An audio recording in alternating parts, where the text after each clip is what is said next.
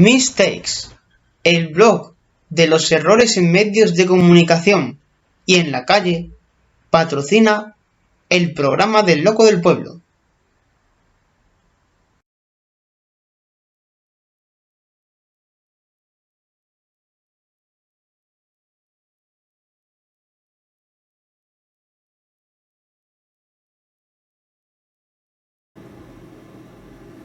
No pudo ser. Lamentablemente, a pesar de que teníamos todas nuestras esperanzas en que el niño Ryan podía haber salido con vida, y después también de haber visto imágenes mientras que estaba ahí metido en ese pozo, no ha podido ser. Rescataron al niño muerto. Y también ha sido otro fatal desenlace, el de Esther López, que finalmente se ha encontrado su cuerpo en una cuneta y ahora están buscando al culpable. Ha sido realmente una semana negra en lo que se refiere a estos sucesos trágicos, que uno ha sido por un accidente y otro ha sido por, como decimos muchas veces, esa malvada mente humana. Esa malvada mente humana que siempre está matando a gente, en muchos casos. Otras veces, por suerte, la mente humana es capaz de hacer grandes avances científicos, como el que tenemos que contar esta semana, que 3 personas parapléjicas van a volver a andar gracias a los avances científicos y médicos. La mente humana no siempre es mala. A veces, si le damos vueltas al coco, somos capaces de hacer grandes descubrimientos. Y también ese talento, también que nos brinda grandes películas para el cine. Lamentablemente, en películas del cine tampoco podemos estar muy alegres. Ha fallecido Alicia Hermida, gran actriz, también conocida entre otros papeles en sus últimos años por haber interpretado a Valentina en Cuéntame, pero una de cal y otra de arena. La de arena es Antonio Resines. Ha sido finalmente dado de alta. Por suerte, el actor cántabro ha podido salir y ha dado unas declaraciones, las comentaremos a continuación. Y la mente humana, siempre estamos hablando de esto mucho últimamente, pero los jóvenes parece que solamente piensan por hacer postureo en las redes sociales, hacer bailes sin sentido o poner bocas de pato. Pues bien, igual tienen los días contados, porque igual Facebook e Instagram van a abandonar Europa. Y es que el presidente de Facebook, Mark Zuckerberg, ha anunciado que retirará sus empresas Facebook e Instagram de Europa si no puede transmitir datos de usuario a Estados Unidos. Y otro tema muy recurrente, el de la protección de datos. El mercado, ¿verdad? El mercado ese de traficar con los datos de las personas. Bueno, traficar, en realidad tiene su reglamento. Pero puede hacer que 2 grandes empresas se vayan de aquí, de Europa. Y siempre los jóvenes, ¿verdad? Siempre los jóvenes, muchos de ellos, no todos por suerte, pero sí una gran mayoría, tristemente, solo piensa en poner su vida al público, no tener vida privada y dejar de lado las cosas que realmente importan. No es eso, no es tener más seguidores, no es tener el que más me gusta tiene, ni el que le da más emoticonos de corazón. No es eso. Lo que importa de verdad son las personas, estar en compañía, en la familia. Y el tiempo pasa y a veces la familia llega un momento en el que fallece alguien. Y eso no tiene remedio, solo tenemos una vida. Si los jóvenes pasan su juventud poniendo bocas de pato en las redes sociales, se están perdiendo a sus familiares, que cuando se vayan no volverán. Y cuando quieran recuperar tiempo con ellos será tarde. Por eso, si todavía estamos a tiempo de cambiar esto, por favor, dejemos las redes sociales. Bueno, no dejarla del todo, a ver, también tienen su uso bueno, pero no hagamos un mal uso de las redes sociales y empleemos también tiempo en estar con nuestros familiares, con nuestros amigos, pero en persona también, si es posible, claro, en persona, no solo a través de las fotos o las pantallas. Es un consejo que igual en un futuro lo agradeceréis. Comenzamos. Hola a todos y bienvenidos al programa de Loco del Pueblo de esta semana, en este 12 de febrero de 2022, un día que está siendo el día de jornada de reflexión en Castilla y León. Hoy los líderes de los partidos pues tienen que pensar que han hecho bien, que han hecho mal en la campaña, y los castellanos y leoneses tienen mañana una cita con las urnas. Por lo tanto, van a tener hoy el día entero para pensar sobre, bueno, pues precisamente sobre a quién votar, ¿no? Consultarlo con la almohada, o incluso habrá quien le importe un bledo, quien gobierne la Junta de Castilla y León y no irá a votar, y mañana será un día normal. Pero bueno, para los que nos gusta la radio, sí que mañana es un día importante, porque consideramos, a ver, que los días mundiales algunos no tienen mucho sentido, pero otros sí. El Día Mundial de la Radio, ese es un día importante, y mañana es el día de este gran medio que tanto nos gusta escuchar, ¿verdad? De la radio amiga que siempre nos acompaña, y además hay que tener en cuenta, es el único medio de comunicación en el cual nosotros podemos estar atentos sin tener que emplear los ojos o tener que estar leyendo, solamente oyendo. Y con eso, pues, como decimos, la radio es el único medio, por ejemplo, en el que tú puedes estar limpiando la casa y te acompaña la radio, o tú puedes estar conduciendo y te acompaña la radio. ¿A que no podrías hacerlo ni con la televisión ni con el periódico? ¿A que sí? Pues que la radio es un gran invento. La radio, menos mal que llegó, y vaya que sí, es un medio, además el único medio, bueno, junto a los periódicos online, que dan información las 24 horas del día. En la televisión, bueno, pues tiene concursos, tiene series, tienes películas. En la radio también había series antiguamente, había series de radio, claro. Por ejemplo, en la dictadura de Franco, las emisoras de radio no podían dar noticias, tenían que conectar con el diario hablado, sí, como lo escucháis, de Radio Nacional, y era Radio Nacional el que tenía el monopolio de la radio. Entonces, como no había televisión, todo el mundo escuchaba la radio, y entonces en la radio había más cosas. Había concursos en la radio, también había series en la radionovelas, ¿verdad? Lo que pasa es que ya llegó la televisión y dicen, bueno, ¿qué sentido tiene ya seguir con las radionovelas y con los concursos de la radio si ahora se pueden ver, además de escuchar? Entonces la radio prefirió, desde el nacimiento de la televisión, centrarse en lo que es las noticias, ¿no? El análisis, eso que no dan las televisiones, que es más entretenimiento. Las televisiones es entretener, es generar audiencia. La radio, a ver, también, porque está, ¿verdad?, el EGM, el Estudio General de Medios, que sale cada 3 veces en el año, pero que sale 3 veces en el año, quiero decir. Pero bueno, no es lo mismo. En la radio es más informativa, y pues, por ejemplo, programas de deporte. Tienen todas las emisoras de radio, ¿verdad? Todas las televisiones tienen un programa de deporte, por lo menos las principales.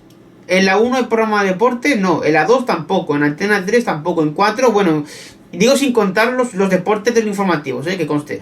En 4, bueno, ¿cuándo podemos encontrar el desmarque de Luis García? Vale, eso sí. En Telecinco, deporte, programa de deporte tampoco. En la Sexta tampoco, porque el chiringuito de jugones de Josep Pedrerol es de Mega. Es decir, lo han relegado a un canal secundario. Y el Estudio Estadio, ¿verdad?, el de Televisión Española, no se emite en la 1 ni en la 2. Se emite en el de deporte. Sin embargo, en la radio, la SER tiene un programa de deporte. Radio Nacional también. COPE también. Onda Cero también. Es Radio también. Y las emisoras autonómicas seguro que también. Y bueno, no sé si es que ya me pilla un poco más lejos lo de la Jungla Radio, la emisora de José Antonio Avellán, o por ejemplo, o Radio 4G, donde está Fernandisco. Eso ya me pilla un poco, no sé, porque además son radio un poco más enfocadas al internet. Creo que también tienen alguna emisora. Por ejemplo, también, ¿cuál es otra? Libertad FM, otra emisora, pero no sé si tienen programa de deporte. Y radio, la antigua Radio Ya, que hoy en día se llama... ¿Cómo se llama Radio Ya hoy? Es que hoy en día, es que le cambiaron el nombre en septiembre. No sé si ahí tienen programas de... Decisión Radio se llama eso. Bueno, pues así. En fin, mañana toca escuchar la radio. Además, fijaros qué casualidad. La radio estamos diciendo que es informativa, y mañana toca elecciones en Castilla y León. Estilo puramente informativo. Por lo tanto, bueno, ha sido casualidad, pero está bien, ¿no?, que un día de elecciones caiga en el día de la radio, ¿no? Y que, bueno, pues la radio tenga especial interés en el día de mañana. Y por ejemplo, otro día que igual no tiene mucho sentido, mañana es el día de los solteros. Bueno, eso igual no hacía falta tenerlo. Bueno, ahí está el Día de los Enamorados, eso sí, bueno, es verdad, porque si hay un Día de los Enamorados no puede haber un Día de los Solteros, pero claro, al final nos podemos hacer el Día Mundial de la Impresora, el Día Mundial de la Escobilla del váter, el Día Mundial de los Árboles sin Ramas. Bueno, un árbol sin ramas no lo he visto muchas veces, pero bueno, no sé, sin hoja, un árbol sin hojas, lo que sé. Pues oye, hay cosas que igual habría que replanteárselo. Por ejemplo, hay días que tienen un motivo concreto, ¿no? El día de la lucha contra la corrupción. No sé si se hace ya por noviembre, me parece. Bueno, pues esos son días que tienen más... Bueno, son días reivindicativos, ¿no? Y nada, y hoy vamos a reivindicar, por supuesto, la importancia de la radio. Eso sí, antes que nada, vamos a recordar nuestros canales de comunicación. Estamos en Twitter, @canalmanolo, y también en Discord, para que nos hagáis llegar vuestros mensajes de noticias, que noticias queréis que os contemos, queréis denunciar algo, tenéis las puertas abiertas de este programa, las líneas telefónicas de este programa para contactar con nosotros y contaros qué os sucede y qué queréis comentar. Bueno, dicho esto, entonces vamos a empezar ya, porque llevamos bueno, ¿cuánto? 10 minutos si no hemos empezado, y ya sabéis que esto luego se alarga mucho, así que vamos allá. Bueno, hoy tenemos que empezar hablando de la crisis de Estados Unidos y Ucrania, porque ya el presidente de Estados Unidos, Joe Biden, ha advertido, el viernes pasado, sobre una posible invasión rusa a Ucrania, indicando que podría ocurrir en cuestión de días. Incluso ha dicho antes de que terminen los Juegos Olímpicos de Invierno, que se están celebrando en Pekín. Bueno, es un dato significativo, es decir, que si eso sería antes de que terminaran, podría ser esta misma semana que viene la invasión. Bueno, dice que en una medida que incrementa la sensación de crisis, el Pentágono ordenó el envío de otros 3.000 soldados estadounidenses a Polonia para tranquilizar a los aliados.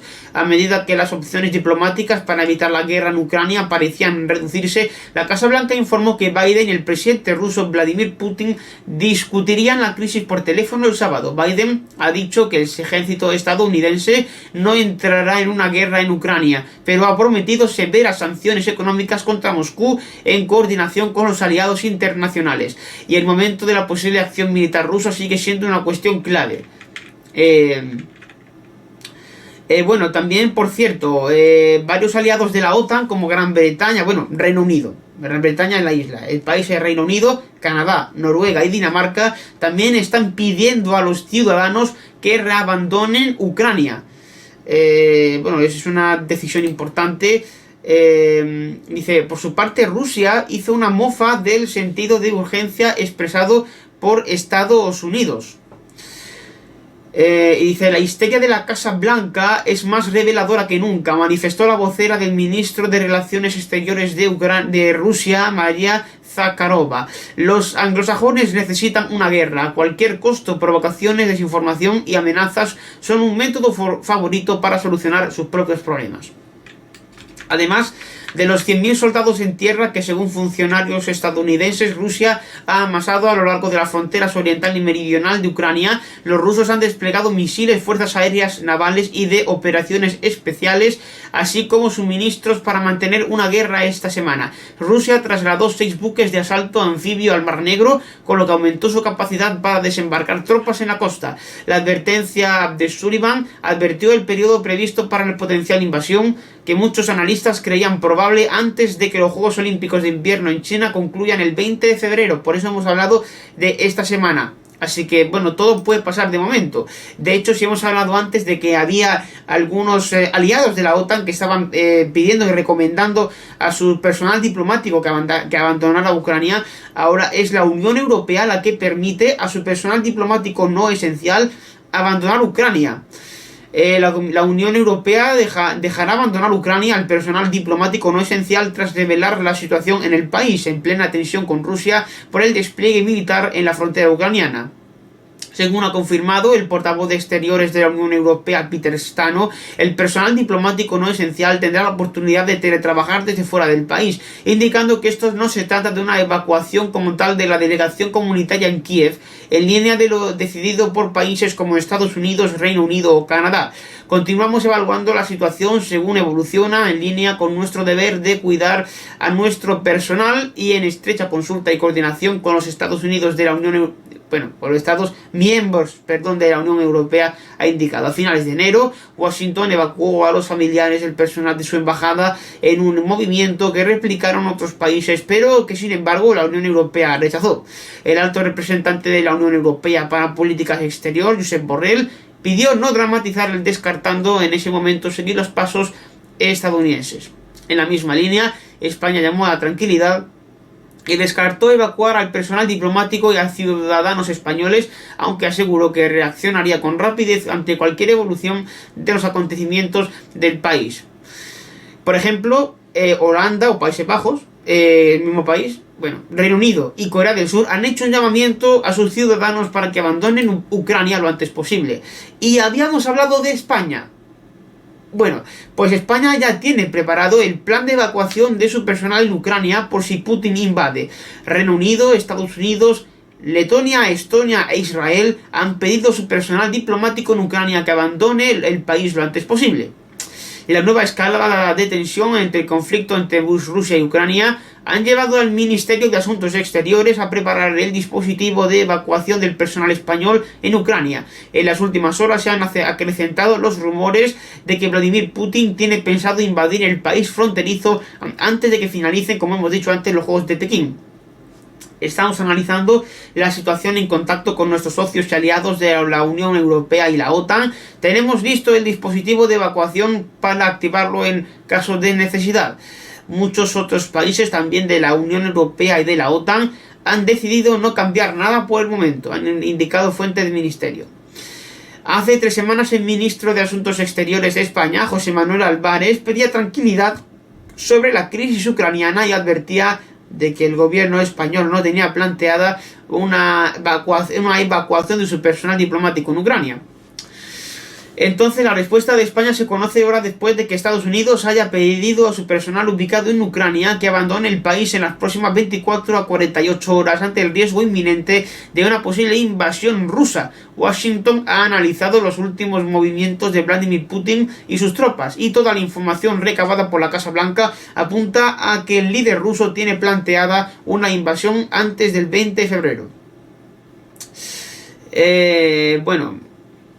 Dice, el gobierno del Reino Unido ha advertido a los británicos de que lo hagan mientras, es decir, que se vayan de Ucrania, mientras todavía haya medios comerciales disponibles.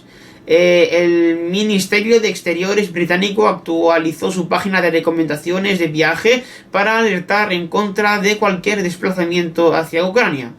El primer ministro británico Boris Johnson expresó en la reunión virtual con Biden y otros socios de la OTAN que teme por la seguridad de Europa en las circunstancias actuales, tal y como ha informado Downing Street en un comunicado. Y pues así está de momento la situación, esperando que a ver si hay movimientos por parte de Rusia o pues decide dejar tranquilidad en este sentido. En cuanto a posiciones distintas, pues hay quien ve que Rusia no tiene pensado atacar Ucrania, que únicamente ha desplegado tropas en la frontera, pero ya está. Y otros que creen que y los mismos creen que al ocurrir esto, Estados Unidos está metiendo sus narices donde nadie la ha llamado, porque cree que con Rusia no tiene relación y ha metido ahí pues para tener protagonismo. Otros, sin embargo, creen, al contrario, que Rusia tiene un potencial interés, un gran potencial de invadir Ucrania, aparte que tiene, como hemos dicho, en la región del Donbass, las repúblicas autoproclamadas de Donetsk y también la de Lugansk, que pues podría favorecer la entrada rusa en Ucrania. Esto tenemos todavía que estar atentos, se tiene todavía más desarrollo de esta información. Y ya que habíamos hablado de Boris Johnson anteriormente, tenemos que hablar de nuevo del premier británico, porque Ahora ya no solo que hayan salido informaciones sobre sus fiestas durante el confinamiento y durante el duelo por la muerte del duque de Edimburgo, sino que tenemos que hablar de la nueva imagen, ya fotografías de Boris Johnson en esas fiestas. Una fotografía publicada por el Daily Mirror muestra al primer ministro británico con trabajadores con espumillón y gorros de Papá Noel el 15 de diciembre de 2020, cuando Londres estaba bajo duras restricciones. Y no solo en diciembre, sino en junio de 2020 también. Y también ha habido fotos, vamos, de que lo que se veía Boris Johnson tenía también en la mesa una botella, no sé si era de champán, y salía otro hombre, vamos, con las típicas vestimentas que se ponen en las fiestas. Bueno, la imagen, según recoge el medio británico, muestra a Johnson con 3 trabajadores, uno con espumillón navideño y otro con gorro de Papá Noel. Y lo que hemos dicho, sobre el escritorio hay lo que parece ser una botella de champán abierta y un paquete de patatas fritas. El momento de la foto, recuerda The Guardian, Londres estaba bajo restricciones que prohibían la mezcla social entre hogares. El gobierno había dicho explícitamente que la gente no debía reunirse en fiestas de Navidad.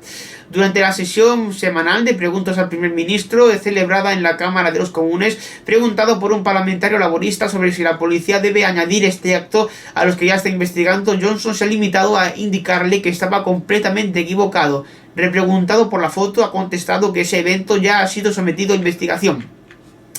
La Policía Metropolitana de Londres investiga por presunta infracción de la ley de 12 fiestas celebradas en 2020 y 2021 en Downing Street, la sede, ¿no?, de donde vive Boris Johnson, o sede de gobierno, residencia y despacho oficial, como hemos dicho, del primer ministro, a 3 de las cuales se sabe que Johnson asistió en persona. La policía en un primer momento había decidido no investigar estos hechos del 15 de diciembre al no ver indicios de falta. Ha dicho en un comunicado que está revisando esta decisión, aunque por ahora el evento no está incluido en la lista oficial de investigación.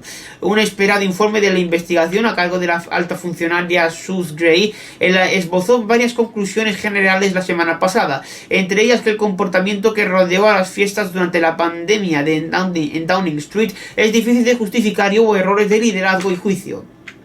Johnson ha negado en reiteradas ocasiones que haya infringido las normas. El escándalo ha provocado el enfado de la opinión pública británica y ha puesto contra las cuerdas al líder Tory, con la oposición y algunos conservadores exigiendo su dimisión en las últimas semanas.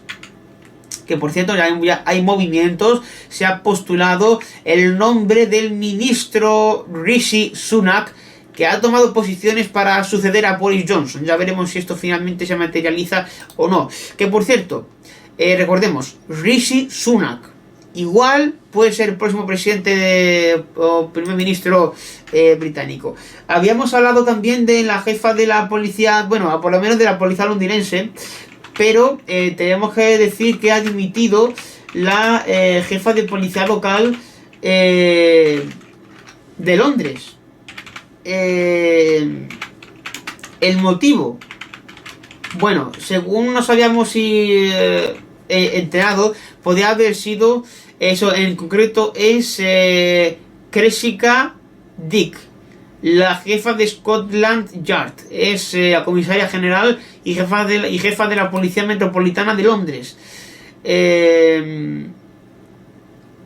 Y eso dice, Cressida Dick deja el puesto tras las críticas del laborista Sadiq Khan sobre el racismo y el machismo en el cuerpo policial. Entonces eran por motivos de xenofobia y etcétera. Bueno, pues solo un apunte. Resulta, bueno, pues parece que cuando no se hace bien su trabajo, pensábamos, en España el político que no hace bien su trabajo tiene que haber unas elecciones de por medio para que dimita. Rara vez dimiten por sí mismos. Y sin embargo decimos, bueno, en otros países de Europa esto no pasa. En otros países de Europa, si un político hace las cosas mal, dimite.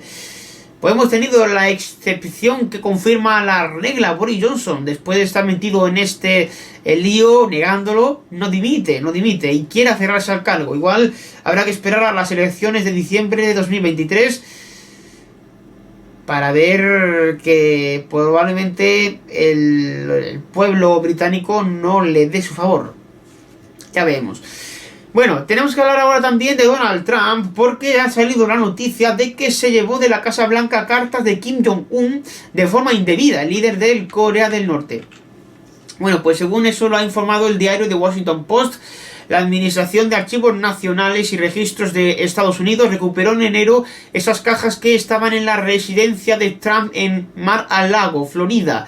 Indicaron al periódico 3 fuentes conocedoras de lo ocurrido. Cuando abandonan el poder, los presidentes estadounidenses deben entregar a los archivos nacionales todas las cartas, notas, correos electrónicos y otras comunicaciones por escrito que estén relacionadas con sus funciones oficiales como mandatario para su conservación. El hecho de que Trump se llevara esas cajas a Florida plantea dudas sobre si pudo violar la ley de registros presidenciales que requiere la conservación de esos documentos, aunque la capacidad de los archivos nacionales de penalizar a quienes infrinjan la legislación es muy limitada. Las cajas contenían regalos, cartas de líderes mundiales y otro tipo de correspondencia, según asesores de Trump, que hablaron con el Washington Post, bajo condición de anonimato y que negaron que el expresidente actuara con malicia. Entre los documentos había correspondencia que le envió el líder norcoreano durante el proceso de deshielo bilateral y que Trump describió en una ocasión como cartas de amor, entre comillas, como una misiva que le dejó en el despacho oval su predecesor Barack Obama. Llevarse esas cajas no ha sido el único problema que ha planteado Trump a los archivos nacionales. El expresidente rompía a menudo en pedazos documentos oficiales que se enviaron a esa agencia estadounidense en trozos o pegados. Algunos de esos documentos rotos y después pegados con celofán, están entre los que recibió el mes pasado el comité de la Cámara Baja que investiga el asalto al Capitolio en enero de 2021, de acuerdo con el rotativo Washington Post.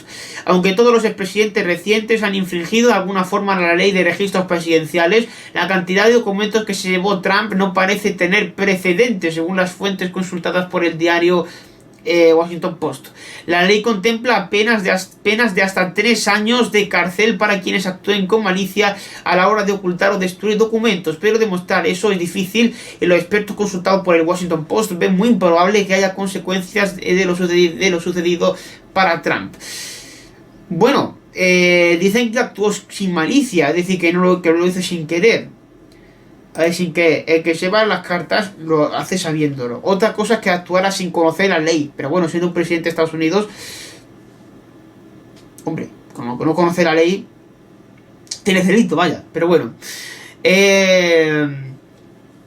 Bueno, pues nada.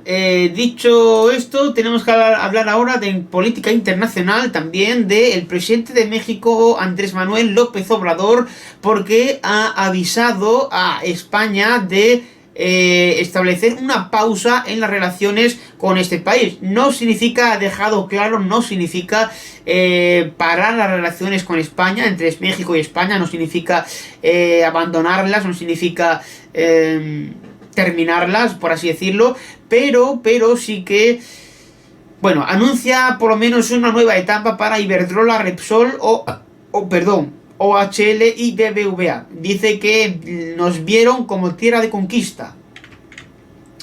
El presidente mexicano Andrés Manuel López Obrador ha matizado este jueves sus polémicas declaraciones en las que anunció una pausa en las relaciones con España, aclarando que sus palabras estaban dirigidas a empresas españolas apoyadas por el poder político, que abusaron de nuestro país, de nuestro pueblo, y que nos vieron como tierra de conquista.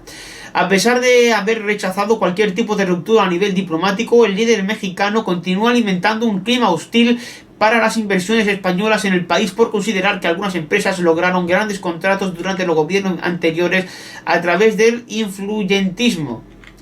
Lo que dice que lo que dijo es por el bien de sus pueblos, de tener una pausa, que no habla de una ruptura. Dice que van a serenar la relación para que ya no se esté pensando que se va a saquear México impunemente. Eso ya pasó, ha asegurado el presidente. Así ha anunciado la apertura de nueva etapa para las empresas españolas. Las empresas en ese país es una falta de respeto. Deberían de ofrecer hasta disculpas. No lo han hecho, no importa, pero vamos a entrar en una nueva etapa despacio. Ante la insistencia de los periodistas, el presidente mexicano ha rechazado que sus continuos ataques contra España y sus empresas respondan fobia o xenofobia. No, lo que tenemos que hacer es respetarnos. López Obrador conquistó la presidencia a través de un discurso dice populista, con el que se presentaba como el salvador del pueblo oprimido frente a las élites económicas que controlaron el poder político durante las administraciones anteriores. Según sostiene el presidente mexicano, las empresas españolas jugaron un papel clave en la corrupción de dicho sistema, así que jugaron un papel clave en ese sistema. En cada sexenio había empresa favorita, una empresa favorita de España. El expresidente Felipe Calderón terminó su mandato y fue a trabajar al Consejo de Administración de Iberdrola, las puertas giratorias, ¿no? Las típicas que un político termina su carrera y entra en alguna empresa, ¿verdad? Ya nos acordamos mucho, ¿verdad? De Antonio Miguel Carmona, del PSOE, que decía, hay que ver esos políticos que después van a trabajar a esas empresas de eléctricas. Se quejaba. Bueno, pues él fue el primero después de terminar su carrera política que entró en Iberdrola. Bueno, la coherencia, ¿no? Donde digo. Bueno, esto significó que Iberdrola se convirtiera en una especie de monopolio en México y recibiera un trato privilegiado. Este tipo de relación nos cuesta mucho. Hemos hablado de subsidios, dinero de todos los mexicanos que una vez de usarse para sacar de la pobreza al pueblo, se usaba para favorecer a otras empresas. Las declaraciones de López Obrador llegan cuando su polémica reforma energética, que prioriza la generación de electricidad a través de empresas estatales en detrimento de las privadas, está cerca de ser aprobada por las cámaras. Después de Iberdrola, el presidente mexicano ha atacado a Repsol. Solo en análisis de cuánto se llevaron de México durante el gobierno de Calderón ayudaría a comprender que fue un abuso. También ha anunciado que OHL, la empresa favorita en el sexenio pasado, también española, todo el influyentismo llegaba hasta lo más alto del poder de España y México. El presidente mexicano ha citado varias empresas españolas y vinculadas a distintos sectores de la economía para trasladar la idea de que comparten las mismas prácticas presuntamente corruptas. Hasta el manejo del turismo se les ponía a los funcionarios públicos de tapete. López Obrador ha señalado también a los responsables de BBVA, la entidad bancaria más grande de México, de haber alimentado una campaña en su contra durante el periodo electoral. El presidente del Consejo de Bancomer, que ahora pertenece a empresarios españoles, se pronunció en contra mía en la campaña pasada diciendo que eran populistas, que se sentían como los dueños del país y ahora se sorprenden. Pero pues no hay ninguna ruptura. Si hace falta aclarar que vamos despacio porque a veces tarda en que se entienda que ya son otras condiciones. Como llevó bastante tiempo el saqueo durante el periodo neoliberal, no se alcanza a interiorizar que esto ya es distinto, ya no se acepta la corrupción. En resumen, lo que dice López Obrador no es que la culpa tenga el gobierno de España, no le echa la culpa a los mandatarios españoles, no le echa la culpa a España también porque aquella vez que dijo que España tenía que pedir perdón por la conquista de México. No, en este caso habla de empresas españolas que están en México y que habrían servido como puertas giratorias a favor de los políticos anteriores, presidentes del gobierno, y que claro, los anteriores presidentes del gobierno eran de un partido distinto, entonces cuando fue la campaña presidencial hicieron campaña contra él y entonces digamos que está en el punto de mira de las empresas españolas y las empresas españolas no le caen bien a López Obrador mutuamente, tampoco él quiere mucho a esa empresa ni las empresas a él. Entonces habla de venganza, ¿no? Por así decirlo, para esas empresas españolas en México que han actuado de forma, digamos, no muy buena contra él, contra López Obrador. Y bueno, la actitud estábamos hablando de actitudes, ahora vamos a hablar de la actitud de Mark Zuckerberg, que ha planteado la posibilidad de que se acaben los morritos, los me gusta, las caras de pato en Instagram, etcétera, en Instagram y en Facebook. Y es que ha dicho que Meta, la empresa matriz, es decir, la empresa propietaria de Facebook e Instagram, advierte de un cierre de Facebook e Instagram en Europa si no puede transferir los datos de usuario a Estados Unidos. La matriz de Facebook, Meta, ha asegurado que no podrá seguir ofreciendo estos servicios en la Unión Europea. Si las normativas comunitarias siguen sin permitirle en el futuro transferir datos de sus usuarios europeos a Estados Unidos, aunque ha puntualizado que no tiene planes para retirarse del continente. Así lo ha denunciado la empresa estadounidense en un informe presentado a la Comisión de Seguridad e Intercambio de Estados Unidos, en el que ha abordado la problemática a la que se enfrenta su negocio de publicidad a nivel internacional.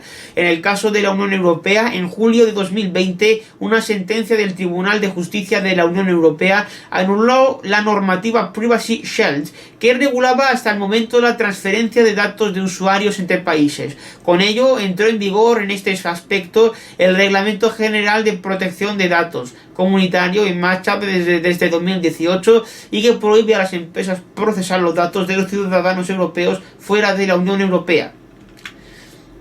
Si no podemos transferir datos entre países y regiones en los que operamos, si tenemos restricciones para compartir datos entre nuestros productos y servicios, esto podría afectar a nuestra capacidad para brindar nuestros servicios, la forma en que brindamos nuestros servicios o nuestra capacidad para orientar los anuncios, como ha advertido Meta ahora en el informe. La compañía de Mark Zuckerberg confía en poder llegar a un nuevo acuerdo con las instituciones comunitarias en este año 2022, con el que la transferencia de datos entre ambas partes vuelva a ser legal.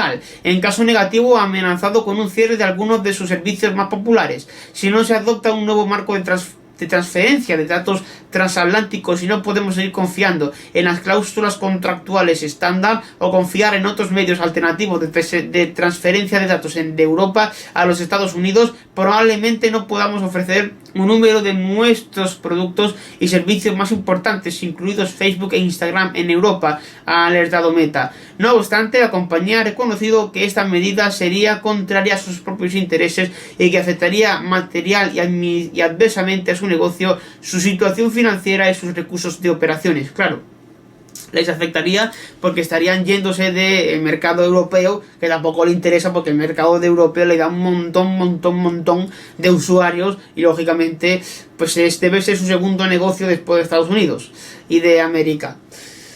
Bueno, dejamos ahora lo internacional. Sí, hoy hemos empezado por la crónica internacional porque está que arde entre Rusia y Ucrania, entre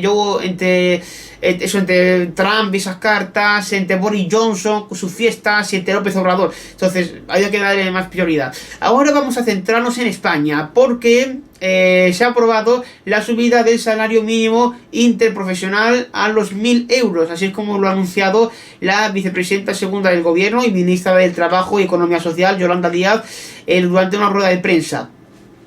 Resulta que se ha reunido con las patronales sindicales, tanto comisiones obreras como UGT, con las que ha llegado a ese acuerdo y que, bueno, pues anteriormente el salario mínimo interprofesional estaba fijado en unos 965 euros al mes desde su última actualización en el septiembre pasado. Entonces se establecen 1.000 euros brutos de paga en 14 pagas, vaya. Esta medida entrará en gobierno, bueno, desde ya, dice que la mejora del salario tendrá carácter retroactivo con fecha del 1 de enero de 2022 y que de esta manera los trabajadores beneficiados por esta medida en la nómina de febrero cobrarán 70 euros extra brutos comparados con su último ingreso económico por su actividad laboral. Esta mejora de 70 euros corresponderá a los meses de enero y febrero. ¿Cuánta gente se beneficia de esta mejora sindical? Bueno, pues según ha indicado el secretario general de Comisiones Obreras, Unai Sordo, será 1,8 millones de trabajadores en toda España y que ningún convenio de empresa a partir de ahora podrá bajar de los 14.000 euros anuales brutos recién pactados. ¿Qué colectivos se beneficiarán del aumento del salario mínimo interprofesional? Pues serán el 40% de los trabajadores en el sector de la agricultura, el 30% de los trabajadores en otros sectores con edades entre 16 y 24 años, además del 14% de las mujeres que son asalariadas con el salario mínimo interprofesional. Todo que ha dicho un porcentaje realmente bajo. Y sin embargo las patronales en sí, lo que son las empresas, han estado en contra de esta subida de salario mínimo interprofesional, creen que no es el momento. Claro, la empresa lógicamente pues creen que tanta subida del salario pues no les viene bien económicamente, tienen que dejarse más dinero para pagar a los trabajadores. Y bueno, tenemos que dar la hora del diputado Alberto Casero porque, ya digo, no lo conozco, compartir apellido no quiere decir que lo conozca, no sé si será familiar por alguna rama, no lo sé, pero yo por lo menos no lo conocía de antes porque en el año 2016 estaba viendo yo las noticias de Canal Extremadura y salió alcalde de Trujillo, Alberto Casero, alcalde de Trujillo, y ya lo conocí desde entonces. Estaba viendo un informativo de ese canal y entonces dije, anda, el alcalde de Trujillo tiene el mismo apellido que yo. Y sí, lo conozco desde hace ya varios años, pero nunca me imaginé que llegara a ser conocido o famoso por este motivo de la reforma laboral, en el que, como decimos, votó afirmativamente lo que se achacaba a un error informático, a un pucherazo, o a que España se acercaba ya cada vez a Venezuela por manipular las votaciones. Pero bueno, sea lo que sea, objetivamente, el error informático se descarta. Casero votó sí a la reforma laboral del gobierno. Pues su conclusión es que el sistema funcionó el día de la votación, que nadie se quejó del fallo informático y que por tanto el voto del Popular debe darse por válido. Dice que el voto telemático estuvo desde las 17:30, desde las 17:20 hasta las 18 horas. Señala el informe que Casero inicia la sesión en la aplicación para realizar las votaciones a las 17:39, cuando se le muestran los 28 puntos de votación del orden del día, de los cuales 20 están disponibles para votar hasta las 18 horas y los 8 restantes ya han sido votados previamente. Entonces a las 17:46 el diputado del PP guarda una votación emitida para esos 20 puntos y se observa, dice entre comillas, sin ningún género de dudas, que en la votación para convalidar el decreto de la reforma laboral la opción marcada a la pantalla es un sí. Después de emitir su voto, en la pantalla aparece un resumen con la votación emitida, un botón para confirmarla y otro para cancelarla, volver a las sesiones y reiniciar el proceso. El informe detalla que a las 17:46 se emite el justificante de voto de Casero. Para la sesión plenaria del pasado jueves, un total de 14 diputados tenían habilitado el voto telemático y ninguno de ellos, excepto Casero, ha comunicado incidencia alguna durante la votación de la reforma laboral. Apunta el informe, ni en el resto de las que se realizaron ese día. Tampoco se han conocido problemas con el resto de las cuestiones que el diputado del PP votó durante la celebración de del Congreso, de esta sesión en el Congreso. En declaraciones a Europa Press ha subrayado que se conculcó el derecho de su diputado Gamarra, eso es la portavoz del PP en el Congreso, que avisó con carácter previo de lo que había pasado con la votación telemática. A su entender había capacidad para que Casero votara de forma presencial. Y es que, en realidad dicen que no hubo anteriores errores, pero sí que se había informado de que al parecer varios diputados del PP, 70 y tantos, habían votado a favor de una cosa que tenían que haber votado en contra. Y eso había sido un error. Yo ya no sé si es que son errores o que es que no están muy atentos de lo que votan. Gamarra ha confirmado al PP que ha dado el paso de reclamar al Tribunal Constitucional tras el atropello democrático que, a su juicio, cometió en la votación de la reforma laboral que se celebró en el Congreso de los Diputados. Dice que es inadmisible que el Congreso no se haya reunido para amparar al diputado, ha dicho. Y tras asegurar que el Partido Popular va a llegar hasta el final con ese asunto, Gamarra ha asegurado que ha quedado claro que la presidenta del Congreso, Meritxell Batet, ha estado al servicio de los intereses de su partido y no de los intereses de los españoles. Es inadmisible que la mesa del Congreso todavía no se haya reunido para amparar al diputado, ha abundado. Darle su apoyo.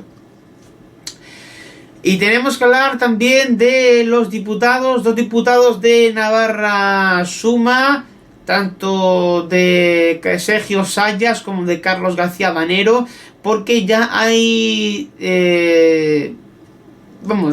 sentencia por parte de UPN, de Unión del Pueblo Navarro, y han propuesto una suspensión de 2 años y medio para estos diputados, para Sayas y para Danero.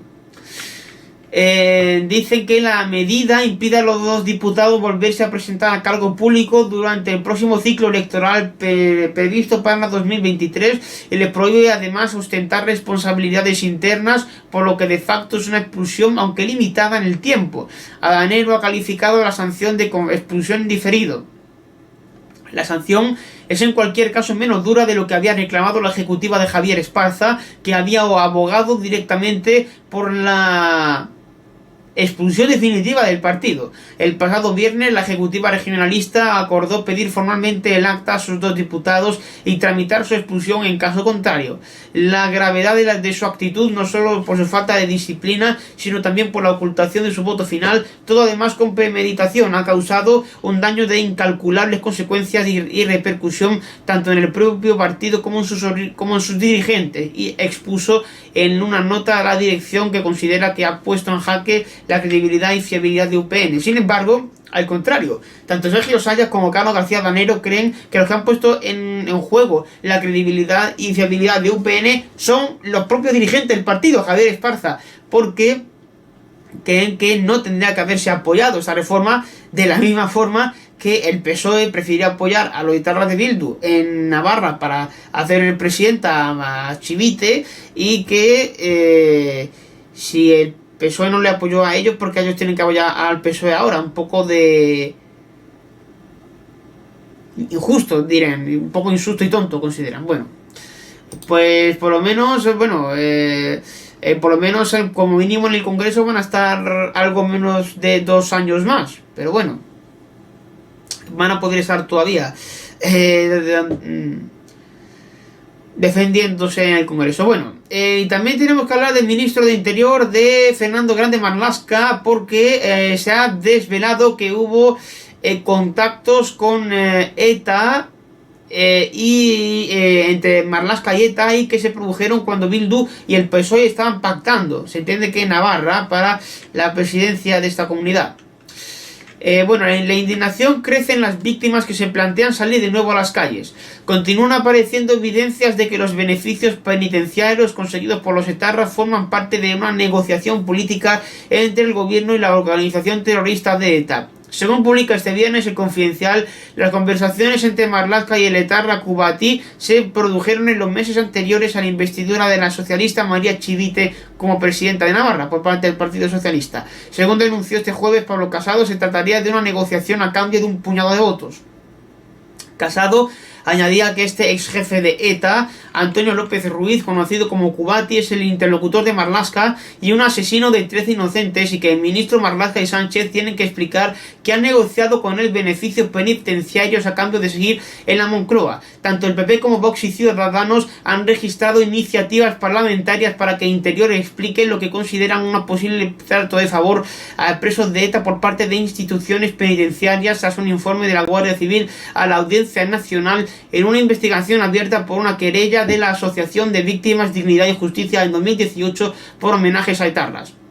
Fue detenido Kubati por su implantación en esos homenajes y se requisó su teléfono, cuyo análisis se reproduce en el informe avanzado por El Confidencial y al que ha tenido acceso EFE. En este informe se transcriben conversaciones con abogados de los presos Odesare, como el exconsejero vasco Joseba Azcárraga, con alusiones a gestiones ante el secretario general de instituciones penitenciarias Ángel Luis Ortiz para interesarse por posibles traslados de presos o por la situación de internos enfermos. Pues nada, polémica decisión, y que veamos si no acaba con una dimisión o que le fuerzan a dimitir. Pero bueno, aquí, esté bien o mal, nunca acaban dimitiendo los políticos. Si ya no lo hacen en el Reino Unido, que era el país modelo, pues ya vemos. Bueno, el Reino Unido es una excepción, quiero decir, la de Boris Johnson, porque el resto, menos Johnson, el resto sí lo han hecho, cuando le ha tocado. Bueno, ahora vamos a hablar de Albert Rivera, porque ha sido despedido del bufete de abogados Martínez Echevarría de Málaga, en el que trabajaba. Aunque ya no trabajaba en Málaga, trabajaba desde la sede en Madrid. El presidente de Ciudadanos ha reclamado al despacho que le paguen su sueldo hasta 2025, una postura que contrasta con lo que defendía en su programa electoral, hasta 20 días por año. Pues el presidente de Ciudadanos, Albert Rivera, ha pedido esta indemnización del salario íntegro hasta 2025. Y también lo ha hecho de la misma forma esta reclamación José Manuel Villegas, que han reclamado al bufete que les paguen el salario mínimo hasta 2025, teniendo en cuenta que suponen mil días y solo han trabajado 2 años completos. Esto equivale a 500 días por año trabajado. Los políticos alegan que el bufete ha incumplido el contrato que firmaron por no nombrarlos presidente ejecutivo y vicepresidente, por no abonarles unos pluses comprometidos. Pero lo que ahora piden contrasta con lo que defendían cuando estaban en política. Entonces argumentaban que el mercado laboral necesitaba un contrato único con indemnizaciones de 20 días por año trabajado si se trataba de un despido procedente, y de 33 si no lo era. El despacho habla de una nula implicación, y es que Rivera y Villegas anunciaron que abandonaban el bufete de abogado Martínez Echevarría, una decisión que han tomado de forma sosegada, dicen, y tras 2 años de reiterados incumplimientos contractuales, a pesar de que aún quedaban 3 años para que con sus contratos vencieran. En declaraciones a Europa Press han asegurado que no van a regresar a la política y que van a iniciar un nuevo proyecto vinculado al mundo jurídico, de que ofrecerán más detalles en los próximos días. Bueno, el negocio realmente ha sido irse con Malú al mundo de la música, pero lógicamente no para cantar, no, sino en este caso para gestionar, digamos, a Malú. Y no sé si habrá Malú porque la pareja de Albert Rivera, no sabemos también si hay más artistas. Pese a todo, el ex líder dicen desde el bufete, señalan que la implicación y aportación al despacho han sido nulas y que incluso habían recibido avisos por su bajo rendimiento. El despacho ha pasado de facturar 16 millones a casi 20. La oficina de Madrid ha pasado de facturar 1,5 millones a casi 4 millones. Han puesto de relieve al tiempo que han agradecido el trabajo a los compañeros que se les han acompañado y a los clientes que han confiado en ese proyecto. Hay que recordar, lo hemos dicho, que en este caso Rivera y Villegas dice que han abandonado ellos el bufete, que no les han echado, pero vaya, que han dimitido justo antes de que le echaran, para poder decir, me fui yo, a mí no me echaron, me fui yo, pero vaya, que si no te vas tú te van a echar igualmente. Así estaban. Y bueno, tenemos que hablar también del referéndum de unión de los municipios de Villanueva de la Serena y Don Benito, porque ya han votado 8.759 personas de forma anticipada en el proyecto de unión de Don Benito y Villanueva de la Serena. Concretamente han sido 4.444 villanovenses y 4.315 donbenitenses. Están bastante parejos los datos. Decimos que la fecha próxima para participar en este referéndum es el 20 de febrero, así que seguiremos atentos para saber si se unen o no. Lógicamente, en tristes noticias tenemos que comentar que ha sido hallado el cadáver de esto ya en crónica de intereses nacionales que ha tenido, ¿no?, esta noticia. El cadáver ha sido hallado de Esther López en una finca que ya había sido peinada. Los agentes creen que el cuerpo fue abandonado en la zona horas antes de su hallazgo, que se produce 24 días después de la desaparición. Es decir, que ya había sido asesinada previamente, pero que habían movido el cuerpo a un lugar en el que la policía ya había estado, pues porque pensaban que no volvería a pasar por ahí la policía. Mal pensado, porque efectivamente volvió a pasar por allí. El cuerpo estaba al alcance de la vista y apenas a 3 kilómetros del pueblo en el que vivía, en Traspinedo, Valladolid, y en un sector que había sido revisado en varias ocasiones durante las batidas vecinales. Este hecho lleva a los investigadores a barajar que el cuerpo fue trasladado a la zona donde fue hallado horas antes de que fuera descubierto.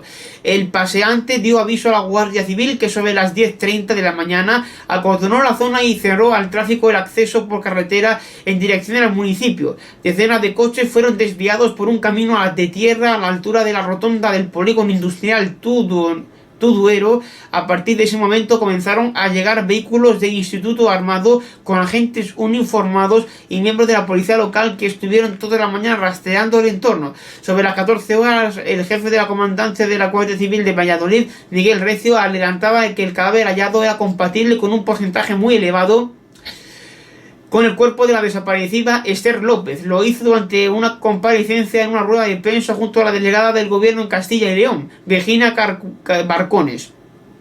Ambos, acompañados del subdelegado del gobierno en Valladolid, Emilio Álvarez, acudieron antes de la rueda de prensa al domicilio de la familia de Esther López para informar a los padres que no sabían nada de ella desde la madrugada del 13 de enero.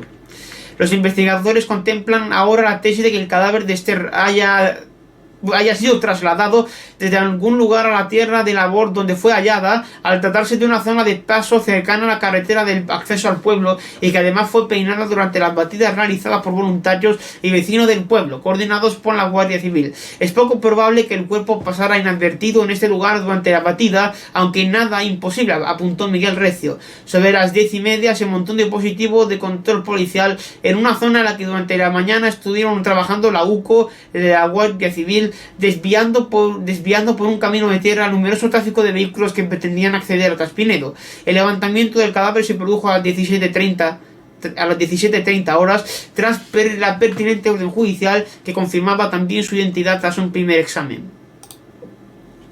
Y la otra triste noticia, también tenemos que hablar de la que también han rescatado muerto tristemente a Ryan, el pequeño que cayó a un pozo en el que llevaba ya 5 días. El equipo de rescate solo pudo sacar al pequeño Ryan de 5 años del fondo del pozo en el que llevaba 5 días, pero poco después la Casa Real de Marruecos confirmó su fallecimiento. El niño fue sacado urgentemente del agujero perforado e ingresado en una ambulancia que aguardaba en el lugar en medio de un gran despliegue de seguridad. Los técnicos marroquíes acabaron la última fase de excavación horizontal para llegar al pequeño, dando paso a un equipo de rescatistas que entró en el túnel para sacarlo, según pudo comprobar EFE en el lugar. Un equipo médico entró con una camilla en el túnel, donde han permanecido más de 1 hora dentro, ante la máxima expectación de cientos de ciudadanos y muchos periodistas presentes en el lugar. Y cerca del pozo se encontraba una ambulancia equipada con los padres de Ryan dentro. En la zona desplegó un amplio dispositivo de seguridad y varios técnicos y efectivos de protección civil, ingeniería civil, expertos en topografía, además de expertos de la Gendarmería Real y las fuerzas auxiliares, que formaron una barrera de seguridad para evitar el acercamiento de los ciudadanos al lugar del rescate. Hay que tratar esos últimos 70 o 80 centímetros con toda precisión, tecnicismo y profesionalidad, y esto requiere mucho tiempo. Estos últimos centímetros son lo más difícil e importante en esta operación, explicó a la prensa en el lugar el portavoz del Comité de Vigilancia y Seguimiento de Rescate, Abdelali Tamdani.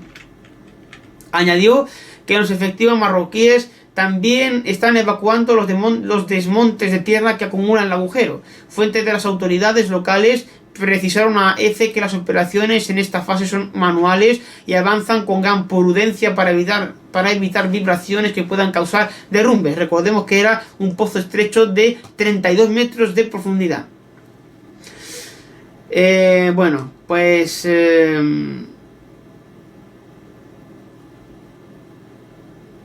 sí, esa era la triste noticia, como decimos. Y bueno, también tenemos que comunicar otra noticia relacionada también con algo que habíamos comentado la semana pasada, y era que una inmobiliaria madrileña había decidido abandonar a un numeroso grupo de vecinos del barrio malagueño del Perchel, en el que tenían casas porque las iban a destruir para hacer nuevos edificios. El problema es que resulta que uno de esos edificios del terreno que habían acordado ya que iban a destruir, resulta que uno de esos edificios es de propiedad de los propios vecinos, y si la empresa quiere derribarlo tiene que llegar a un acuerdo con los vecinos y comprarlo. Lo que pasa que es probable que igual la empresa, de esta forma, si los vecinos no quieren vender su parte a la empresa, no están obligados a hacerlo, y si la empresa quisiera continuar con el proyecto de seguir haciendo estos edificios, tendría que hacer este gran nuevo edificio alrededor del edificio único que no pueden destruir porque es de propiedad de los vecinos. A no ser que lleguen a un acuerdo económico y les logren comprar esa parte. Pero bueno, la parte que van a destruir es porque eran vecinos que estaban con un régimen de alquiler antiguo y que ya... bueno, o moderno, mejor dicho. Y entonces no les han renovado contrato. Los otros son, claro, propiedad de los vecinos y ahí no hay contrato que valga porque ya eso es mío, es posesión mía. Allá no hay alquiler, entonces esa es la diferencia. Y lo curioso es que han prorrogado un año el alquiler de una inquilina afectada del Perchel. Recibió un burofax de Vitruvio asegurando que había un error en la fecha de fin de contrato y que deberá abandonar su domicilio en 2023. El 25 de enero Trinidad recibió 2 cartas, una de Vitruvio y otra de Dacia Capital, en la que se le informaba de que su contrato de alquiler en la calle Huerto de la Madera del Perchel se acababa en una semana, el 1 de febrero. Su caso saltó a los medios porque era la primera vecina que oficialmente debía abandonar la casa en la que había vivido media vida. Además, con un aviso, bueno, en este caso alquiler antiguo, por lo que se ve, media vida. Y además con un aviso con tan escasa antelación. La carta dice que tengo que entregar las llaves de mi casa mañana, contaba Trinidad durante una concentración de vecinos en la calle Montalbán. Yo era la primera porque mi contrato me cumplía el 31 de enero. Durante 24 años se ha ido renovando automáticamente año tras año, porque desde la primera vez no he vuelto a firmar nunca ningún contrato más, señala en conversación con el periódico La Opinión de Málaga. Esta vecina explica que la semana pasada recibió un tercer burofax, en este caso de Vitruvio, en el que se le explicaba a señora Trinidad que se habían equivocado con la fecha de la terminación de su contrato, que lo sentían mucho y que se prorrogaba un año más hasta el 1 de enero de 2023. Efectivamente, en la carta se detalla que había habido un error administrativo que le indicaba una fecha errónea para el fin del contrato. Y dice que supone que lo revisarán después de todo lo que se dijo en los medios de comunicación. Por ahora Trinidad es la única vecina a la que le ha llegado esa comunicación con la prórroga del contrato, lo que ha generado una gran confusión entre los vecinos afectados. Eso no tiene ningún sentido. Lo que está pasando es una cosa absolutamente kafkiana, porque casi todo el mundo le ocurre lo mismo. A mí me ha venido la carta el 1 de marzo. Yo firmé mi contrato en diciembre del año 86. Tengo mi contrato tácitamente, en diciembre se renovó. Yo debería terminar en diciembre de este año y como eso todos. Eso es una locura, lamenta Enrique Gutiérrez, portavoz de la plataforma de vecinos afectados del Perchel. En total son 50 vecinos los que han recibido cartas de desahucio terminando ese contrato el próximo 1 de marzo. De ellos 15 inquilinos son de renta antigua, por lo que Dacia deberá llegar a un acuerdo con ellos.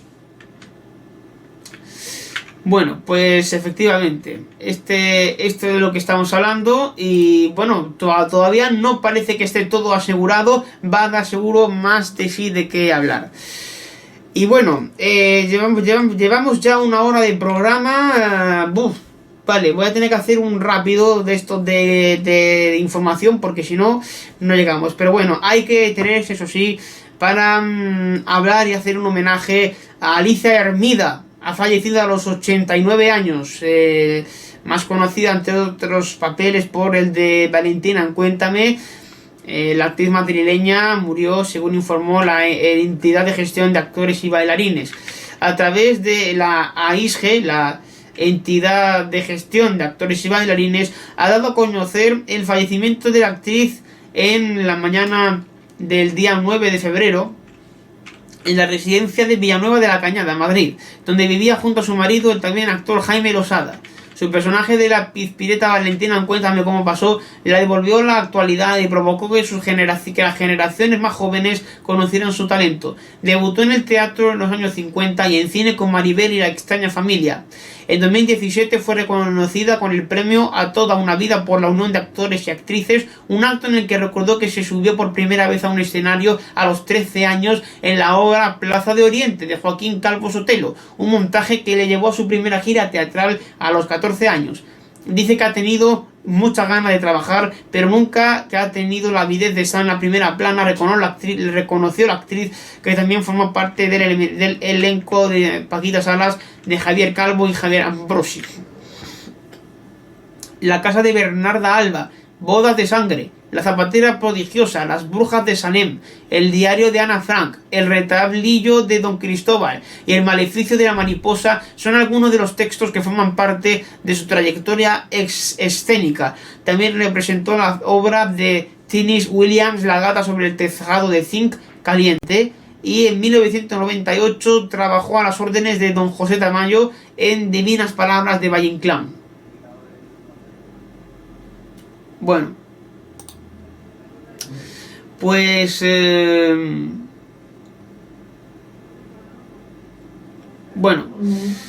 pues nada, tenemos que hablar entonces, lógicamente un abrazo a todos los familiares y allegados de Alicia Hermida, y también pues amo el pésame absolutamente, y se ha ido una gran actriz, desde luego. Descanse en paz. Y el que, bueno, por suerte podemos darle de nuevo la bienvenida es a Antonio Resines. Ha dicho: tras salir del hospital me han salvado literalmente la vida. El actor ha estado casi 50 días, ha estado 50 días ingresado en la UCI, en la unidad de cuidados intensivos. Y es que ha recibido el alta hospitalaria tras haber estado 48 días ingresado, sin siquiera haber pasado 24 horas de la buena noticia de su alta. El actor no ha querido dejar pasar la oportunidad de agradecer en un comunicado todo el apoyo y cuidados recibidos durante estos días. Quería dar las gracias a todas las personas anónimas que se han preocupado por mí, me han enviado mensajes de apoyo, han rezado por mí o simplemente me han deseado todo lo mejor. La avalancha ha sido impresionante, y darme cuenta de que tanta gente que ni siquiera me conoce me tiene tanto cariño me ha emocionado profundamente. Antonio Resines, recordemos, ingresó el pasado 23 de diciembre de 2021 en el Hospital Gregorio Marañón de Madrid por una insuficiencia respiratoria aguda secundaria a neumonía COVID bilateral. Permaneció 36 días en la UCI y 12 días en planta de hospitalización. Como ya sabéis por el comunicado que ha difundido el Hospital General Universitario Gregorio Marañón, ayer por la tarde me dieron el alta hospitalaria, aunque me queda un tiempo de recuperación en casa para que me puedan dar el alta definitiva, asegura el actor en el comunicado remitido esta mañana. Todo el comunicado es una carta de agradecimiento a amigos, a anónimos, medios de comunicación, familia y sobre todo personal sanitario, del que Resines asegura me han salvado literalmente la vida. Quería dar las gracias al equipo de la UCI Biblioteca, del pabellón de COVID 400, a todos, médicos, enfermeras, auxiliares, celadores, limpiadoras, porque aparte de habernos tratado a mi familia y a mí con un cariño enorme, me han salvado literalmente la vida, porque he pasado momentos más que complicados, reza la nota. El actor espera estar pronto recuperado y poder contestar a todo lo que me preguntéis en persona una vez a través de un comunicado. Sin embargo, el Resines pide calma. Ahora mismo no tengo otra forma de hacerlo, pues decir más de 3 fases seguidas de momento me agota. Y normal, si es que ha estado el hombre, muy grave, ha estado luchando, y normal que ha sido una batalla. No es una batalla, ha ganado la guerra, porque esto ya hay que decirlo, no ha ganado una batalla, ha ganado la guerra entera, y bien merecido lo tiene, y nos alegramos muchísimo. Ojalá poder volver a verle en las pantallas. Las pantallas le estamos viendo por el anuncio del Pozo, buen anuncio que hace, comparando las cosas de cuando él era pequeño y cómo era la comida ahora, cómo es la comida ahora, las tradiciones de ahora. Recordemos que cuando fue ingresado, Resines acababa de empezar el rodaje de la tercera entrega de Padre No hay más que uno, de Santiago Segura, y también participaba en el rodaje de la serie de Movistar Plus Sentimos las molestias, junto a Miguel Reyán y Fiorella Faltoyano.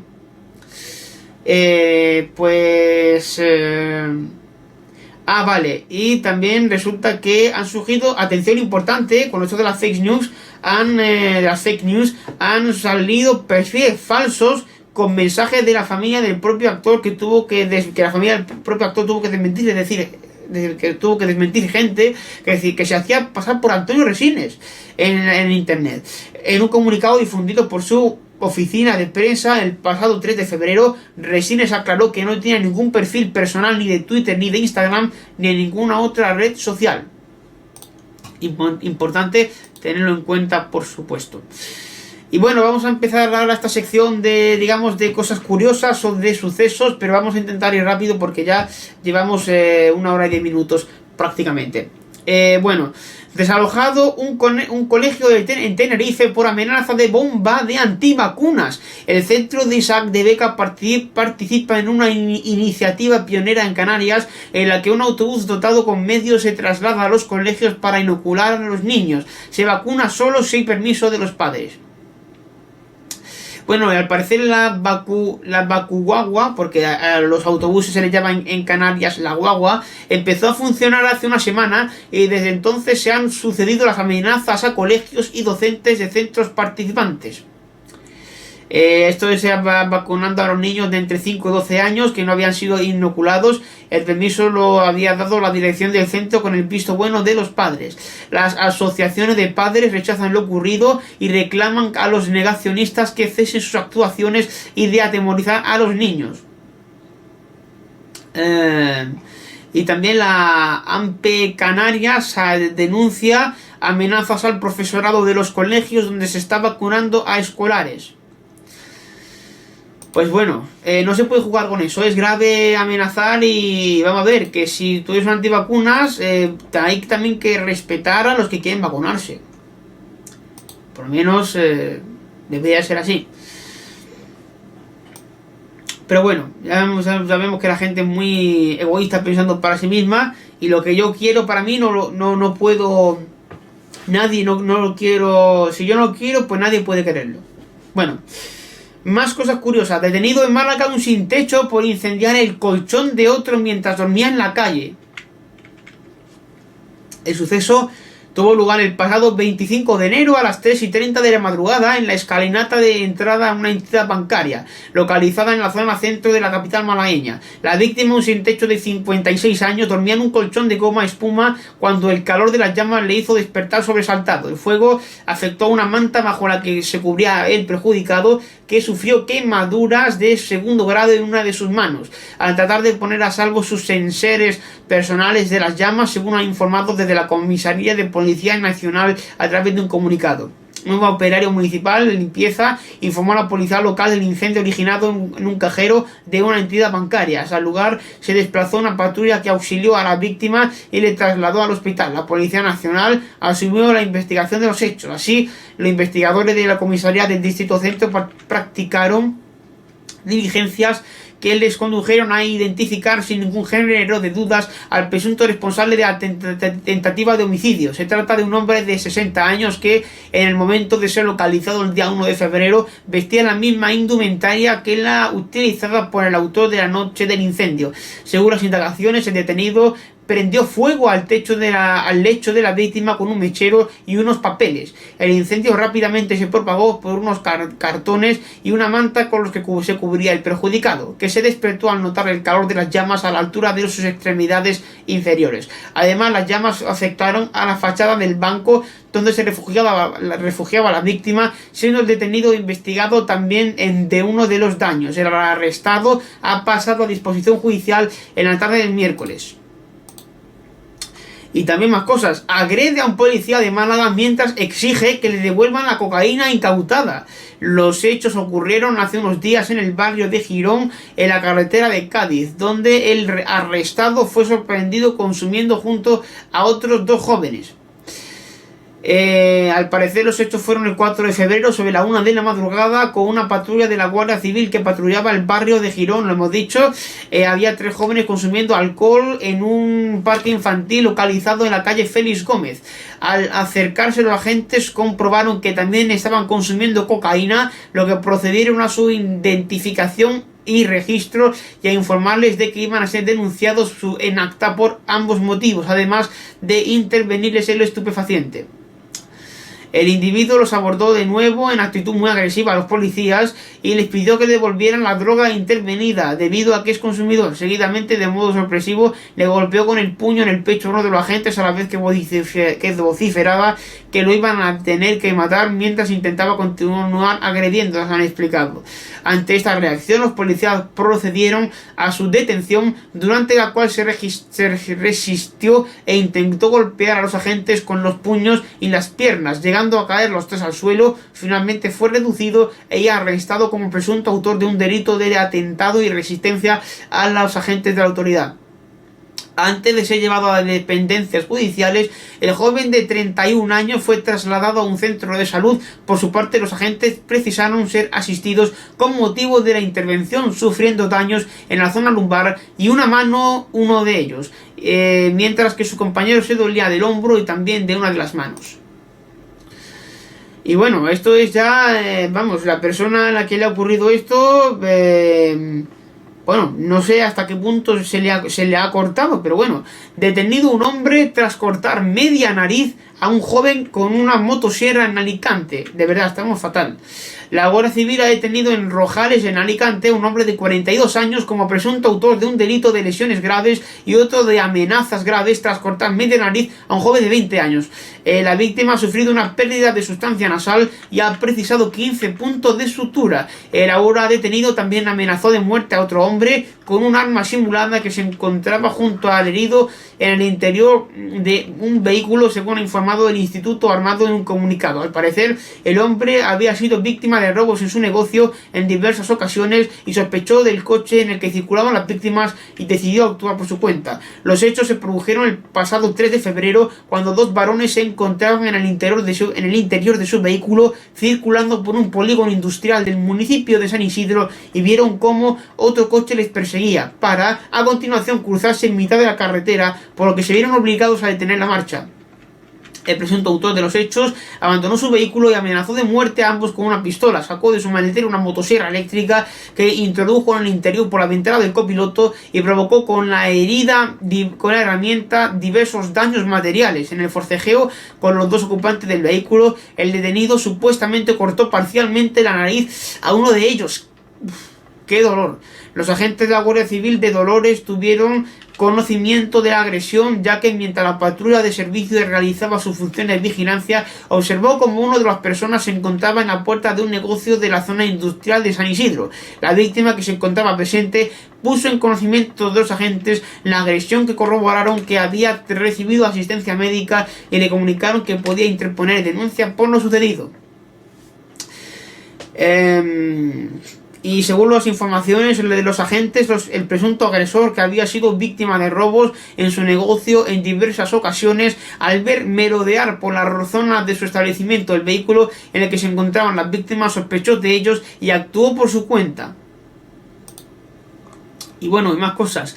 Un vecino de Móstoles oculta el cadáver de su padre casi 2 años para cobrar su pensión. Intentó quitarse la vida cuando fue descubierto por la policía. Y por cierto, ahora que hemos hablado antes de jóvenes, en Madrid había ocurrido algo de que había muerto un joven de 15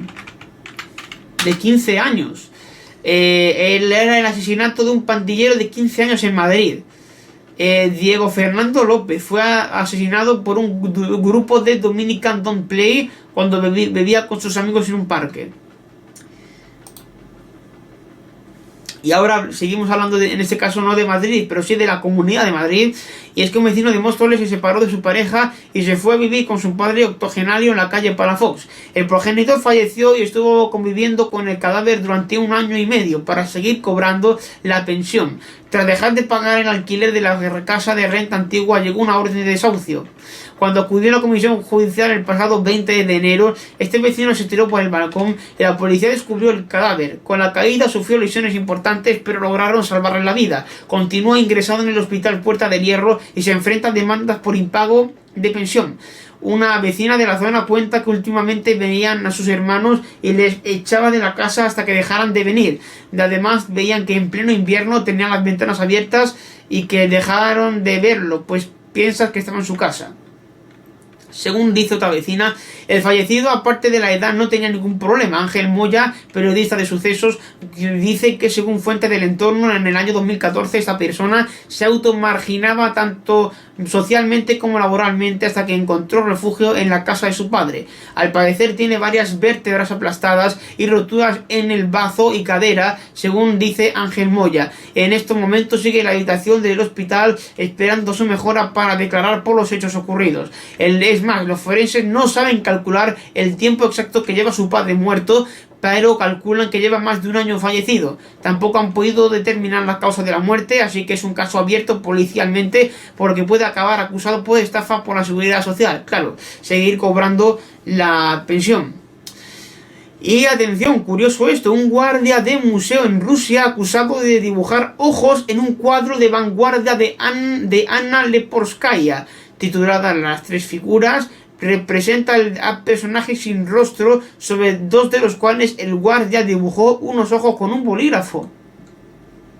Se trata de que dañó un cuadro de vanguardia del siglo XX al dibujarle unos ojos a la obra de una estudiante del legendario maestro de supremacismo Kazimir Malevich. El incidente ocurrió en el diciembre pasado y afectó a una obra de Anna Leporskaya, pintora y decoradora del siglo pasado, expuesta en el Teatro Yeltsin de Ekaterimburgo, en la ciudad del Ural, ciudad de Montes Urales. Titulada Las tres figuras, esta obra desde los años 30 asegurada en 75 millones de rublos, que son 880.000 euros, representa a personajes sin rostro, sobre dos de los cuales el guardia dibujó unos ojos con un bolígrafo. El director del centro Yeltsin, Alexander Zdrov, afirmó el lunes en una reunión que quien hizo el daño es un empleado de una empresa de seguridad privada con la que el museo tenía contrato. El cuadro fue enviado a Moscú, donde fue restaurado. El agente de seguridad, que cumplía su primer día de trabajo en el lugar y fue acusado de vandalismo, puede ser condenado a una multa y hasta 3 meses de cárcel. El centro Yeltsin lleva ese nombre en homenaje al primer presidente ruso de Boris Yeltsin, que dirigió el país desde 1991 hasta el año 2000. 2001 de enero, realmente. Y una buena noticia de la semana, lo habíamos dicho también al principio, 3 parapléjicos vuelven a caminar tras un implante en la médula espinal. Científicos de Suiza e Israel dan grandes pasos hacia la reversibilidad de la parálisis gracias a 2 investigaciones paralelas, pero con el mismo objetivo. Una de las consecuencias más temidas tras un accidente es la paraplegia, que por suerte pudo esquivar Egan Bernal. En otras, te has dicho, ¿no? El ciclista que tuvo ese accidente que por suerte puede seguir andando. En otras palabras, la imposibilidad de poder mover nunca más una parte del cuerpo debido a un daño en la médula espinal. Esta era la situación de 3 hombres que quedaron en parálisis sensoriomotora completa de las extremidades inferiores del tronco, producida por un accidente de moto que cortó por completo la médula espinal de cada uno de ellos. Sin embargo, años de investigación han logrado que esta parálisis ya no se considere irreversible. Después de una operación en fase experimental, estos 3 pacientes pudieron volver a caminar de forma autónoma. En cuestión de un día, los afectados pudieron ponerse en pie, caminar, andar en bicicleta, nadar y controlar los movimientos del tronco. Estos resultados, publicados en la revista Nature Medicine, han sido posibles gracias a la implantación de 16 electrodos en la médula espinal, los cuales imitan las señales que circulan a lo largo de esta y que vinculan los miembros inferiores de los pacientes con el cerebro. A su vez, estos electrodos están conectados a un ordenador con un sistema de inteligencia artificial que reproduce los impulsos necesarios para asegurar la movilidad. Para ello, los investigadores desarrollaron un software que respalda la configuración rápida de programas de estimulación específicos de la actividad y que reproducen la activación natural de las neuronas motoras subyacentes. Los responsables de este hito han sido Gregory Curtin, neurocientífico de la Escuela Politécnica Federal de Lausana, en Suiza, y la neurocirujana Joseil Bloch, del Hospital Universitario de la misma ciudad, quienes han cambiado la vida de 3 varones helvéticos de entre 29 y 41 años. Pasados unos meses, los autores se congratulan de que la estimulación eléctrica de la médula espinal sea actualmente una opción terapéutica prometedora para restaurar la función motora en personas con lesión medular. Aquí planteamos la hipótesis de que una disposición de electrodos dirigida al conjunto de raíces dorsales involucradas en los movimientos de las piernas y el tronco daría como resultado una eficacia superior, restaurando actividades motoras más diversas después de las lesiones de médula espinal más grave. Desde España, expertos en neurología ven estos resultados como un logro esperanzador y mantienen la esperanza de que se consoliden, no a corto, pero sí al menos a medio plazo, sobre todo por las escalofriantes cifras que se dan cada año, en las que un gran número corresponden a personas muy jóvenes. Los logros, se relata el artículo, son muy prometedores porque además se trata de pacientes con una cierta cronicidad y conexiones complejas que no son el mejor pronóstico. Para nosotros es una noticia fantástica, explica Carolina Colomer, vocal de la Sociedad Española de Neurorehabilitación de la Sociedad Española de Neurología. Por lo tanto, un gran avance científico importantísimo y que nos alegramos un montón. Vaya que sí, buenas noticias. Y antes de ir con los deportes, hablamos de Mario Kart 8 Deluxe, porque Nintendo, en el Nintendo Direct de esta semana, ha anunciado que va a haber 48 nuevos circuitos en Mario Kart 8 Deluxe. Recordemos, para la consola Nintendo Switch, y por lo tanto sigue cavando más la tumba de ese juego Mario Kart 8, que se quedó en un sin gas en una consola, la Wii U, que prometía más y que dejaron relegar a un segundo plano para relanzarlo con la Nintendo Switch, que es una versión, dicen algunos, mejorada de la Wii U.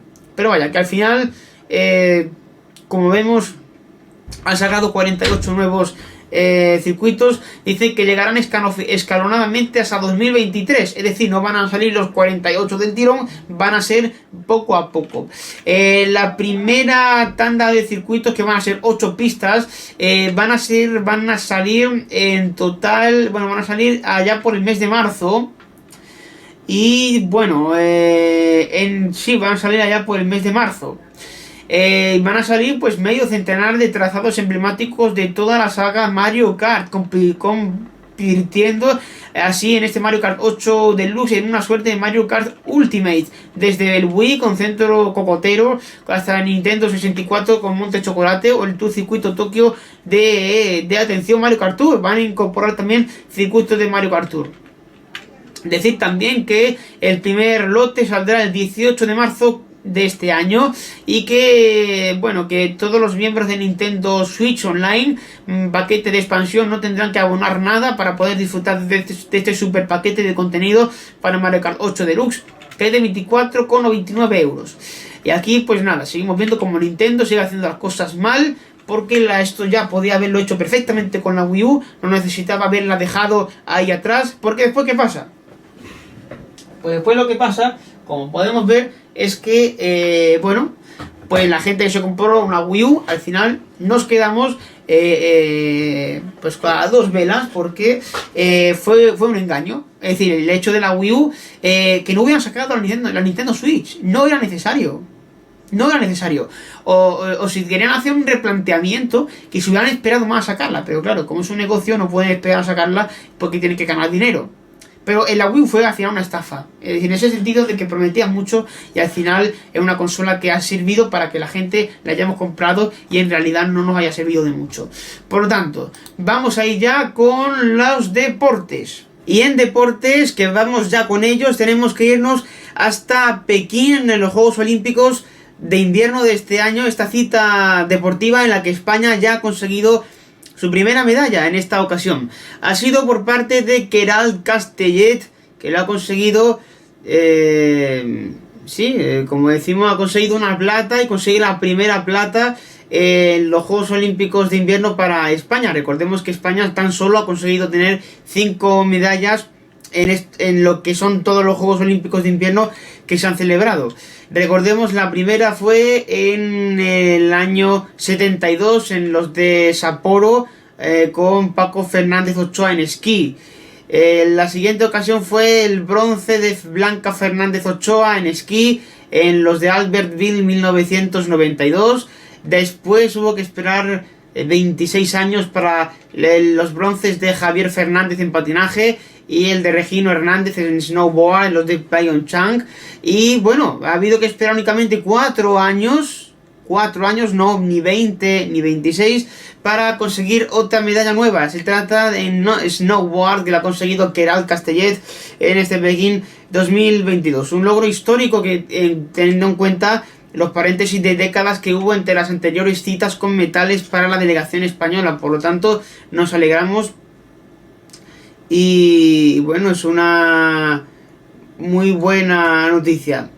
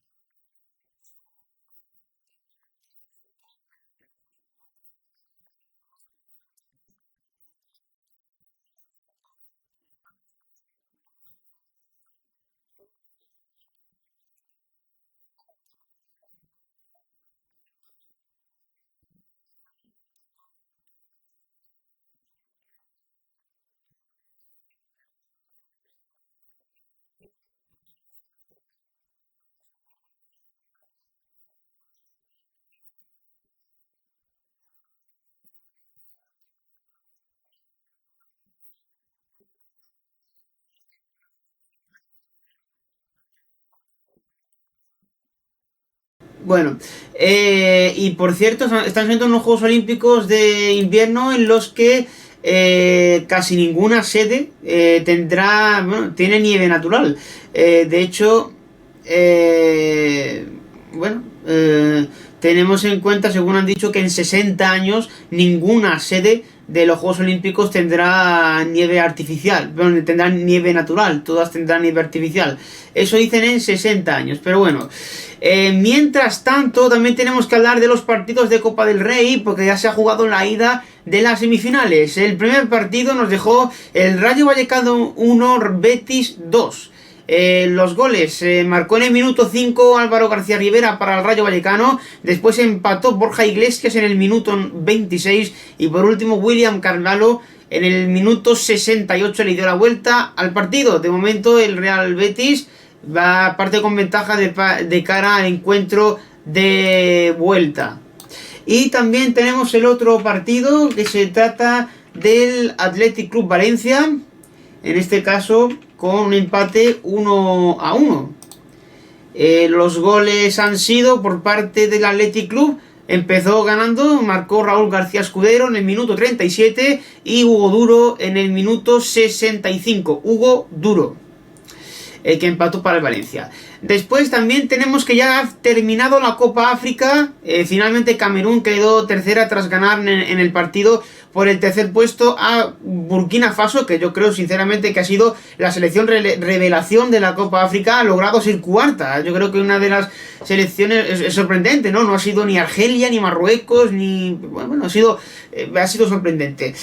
Tenemos que, bueno, fue un partido con muchos goles. Empezó, de hecho, veremos cómo Camerún tuvo que remontar el 0-3 en contra. Empezó marcando Burkina Faso con un gol de Stevie Yago en el minuto 24. Después André Onana de Camerún se marcó en propia puerta y supuso en el minuto 43 el 2-0 para Burkina Faso. Y el 3-0 lo puso Djibril Outara en el minuto 49. Sin embargo, después, bueno, que parecía que Burkina Faso iba a ganar ya 3-0, Camerún marcó un gol en el minuto 71, obra de Stefan Bahoken, y en el minuto 85 y en el minuto 87 marcó Vincent Aboubakar. Por lo tanto, quedaron empate, en la prórroga no se movió el marcador y finalmente ganó 3-5 Camerún en los penaltis.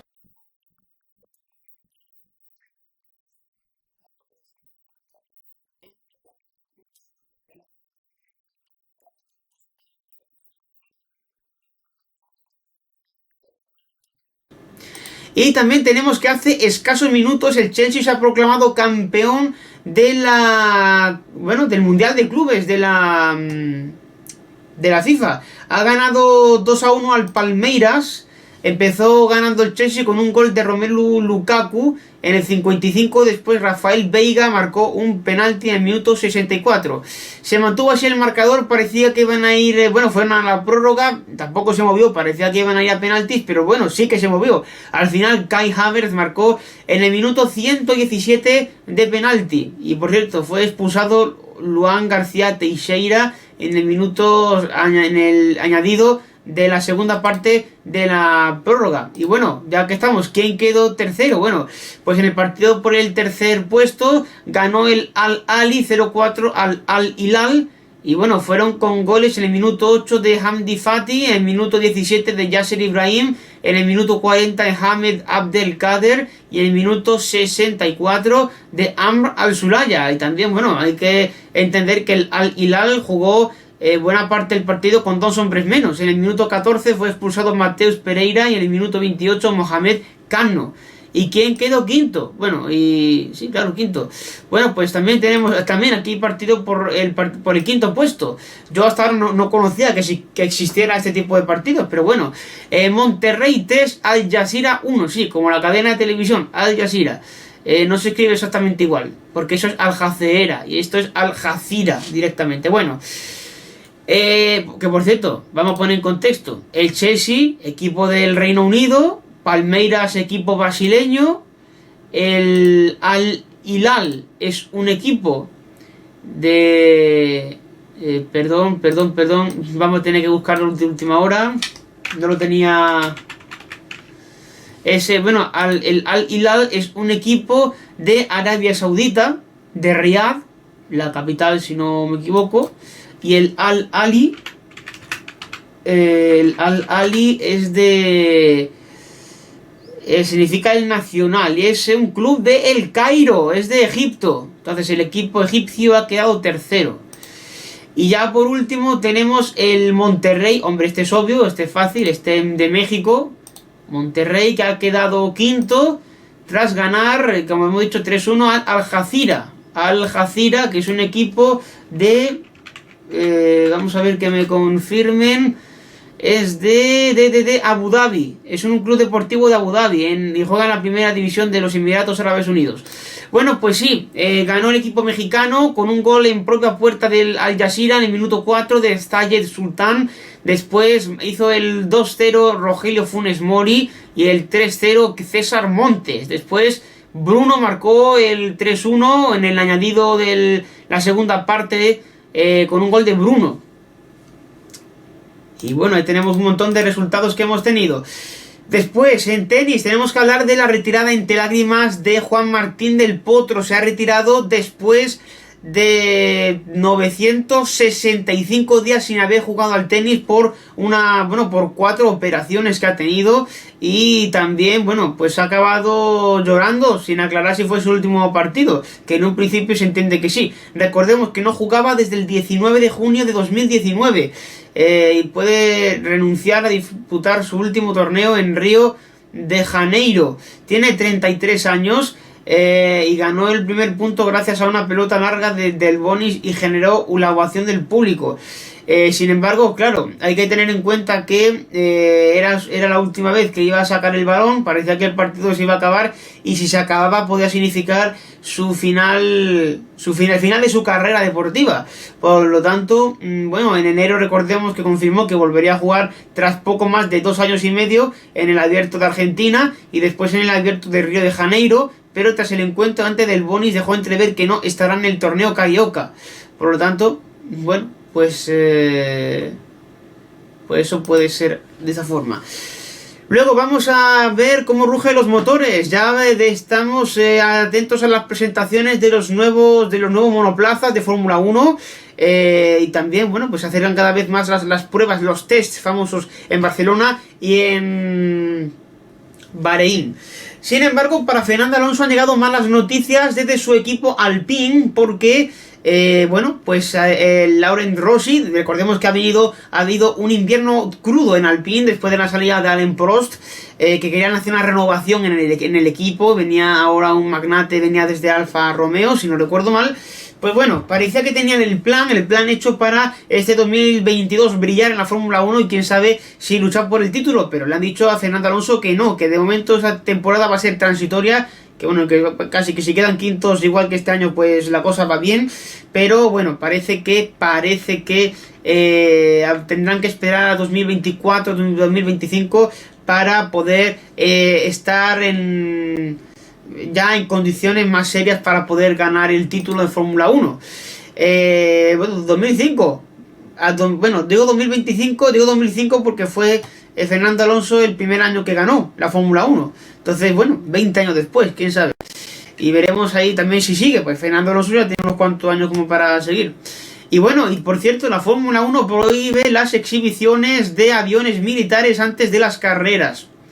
Sí, al parecer la prohibición responde a diferentes motivos y el principal, según informa la web RacingNews365.com, es el objetivo de reducir las emisiones ambientales como parte del plan de la Fórmula 1 para convertirse en un campeonato neutro en carbono. Este mismo medio asegura que también existe una preocupación en el campeonato por el hecho de que este tipo de exhibiciones puedan verse como una plataforma para que los países muestren su fuerza militar ante el público global que sigue la Fórmula 1 tanto en casa como en los circuitos. Y los grandes perdedores de la implementación de esta medida son los promotores de las carreras de Gran Bretaña, Italia o Azerbaiyán, que en numerosas ocasiones han hecho las delicias de aficionados e invitados con exhibiciones por parte de sus fuerzas aéreas. Estas se suelen realizar durante el momento en el que suena el himno del país previo al inicio del Gran Premio de Fórmula 1. Por otra parte, la Fórmula 1 no ha prohibido que los promotores de las carreras sigan realizando exhibiciones con aviones comerciales, aunque habrá que cumplir con una serie de condiciones para hacerlo, como por ejemplo que se utilicen combustibles sostenibles durante el vuelo. Y bueno, esto será importante por ejemplo para patrocinadores involucrados en grandes premios o en la propia Fórmula 1, como puede ser el caso de aerolíneas como Emirates, Etihad, Gulf Air o Qatar Airways. También Red Bull ha realizado exhibiciones con aviones restaurados durante los grandes premios de Austria, algo que podrá seguir haciendo siempre y cuando se cumplan las mismas condiciones. Bueno, pues nada, por lo menos no se acaban del todo, hay una posibilidad de que continúen.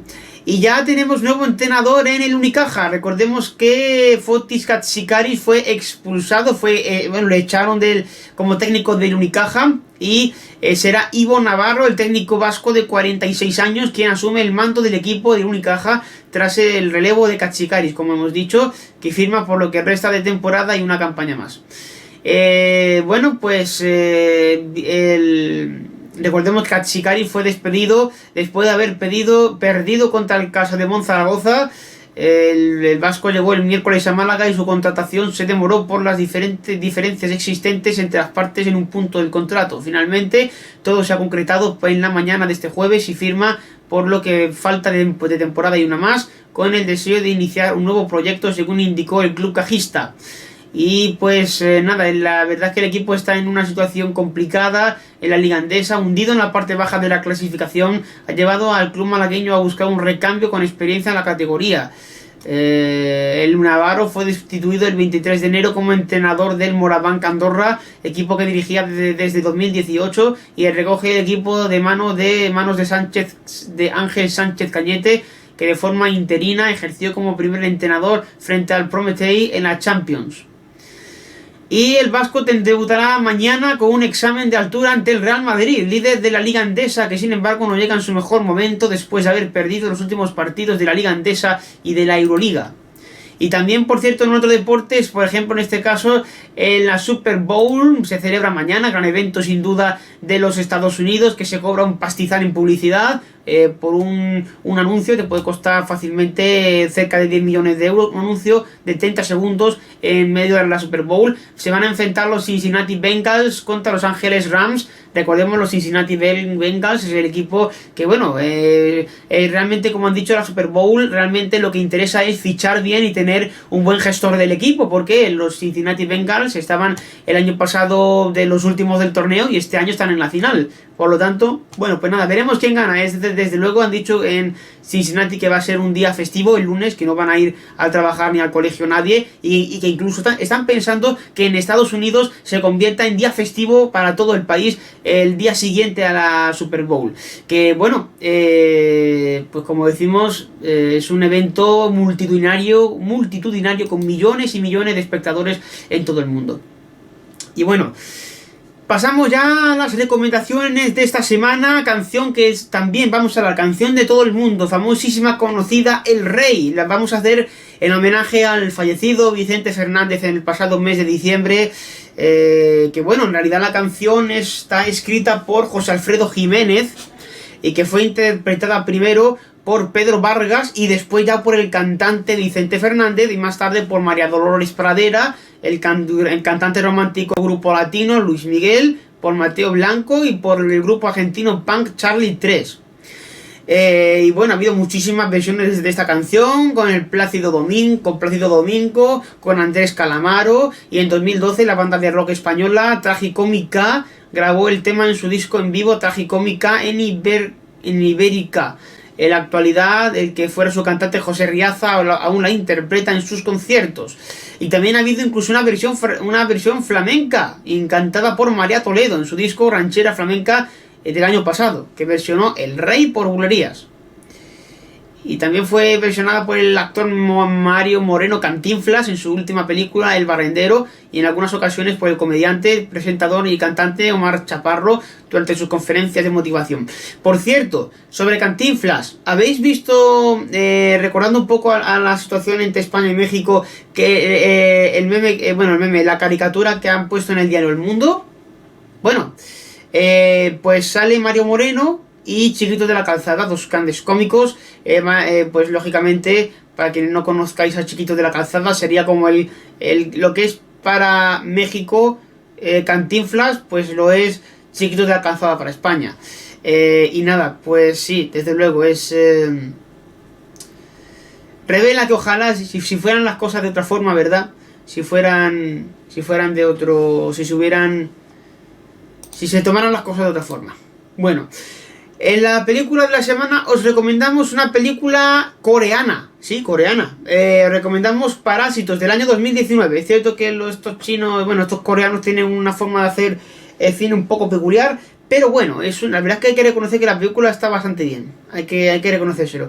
Bueno, la película trata de una familia que está sin trabajo y cuando su hijo mayor empieza a dar clases particulares en casa de Park, las dos familias, que tienen mucho en común, pese a pertenecer a dos mundos totalmente distintos, comienzan una interrelación de resultados imprevisibles. Vamos, simplemente consiste en que, bueno, pues es digamos que el hijo de esta familia empieza a dar clases a la hija de una familia bastante poderosa. Entonces lo que hacen es intentar quitarse de en medio a los trabajadores oficiales de esa casa para que empiecen a fichar a los que estaban sin trabajo. Entonces se llama Parásitos porque poco a poco se van metiendo en la vida de los otros, y por eso, porque un parásito se aprovecha de la vida de otro, ¿no? Pues eso, digamos que la familia que estaba sin trabajo se aprovecha de los criados y sirvientes de la familia como posibles,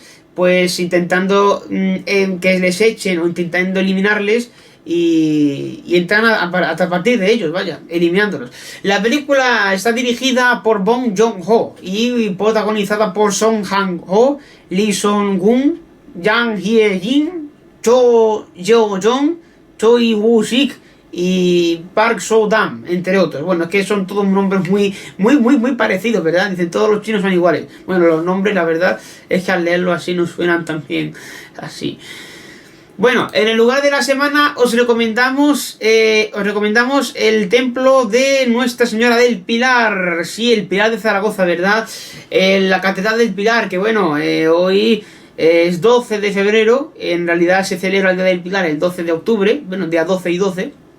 Es un bien de interés cultural ubicado lógicamente como no podía ser de otra forma en Zaragoza. Se trata del primer templo mariano de la cristiandad, puesto que en él se conserva y venera el pilar.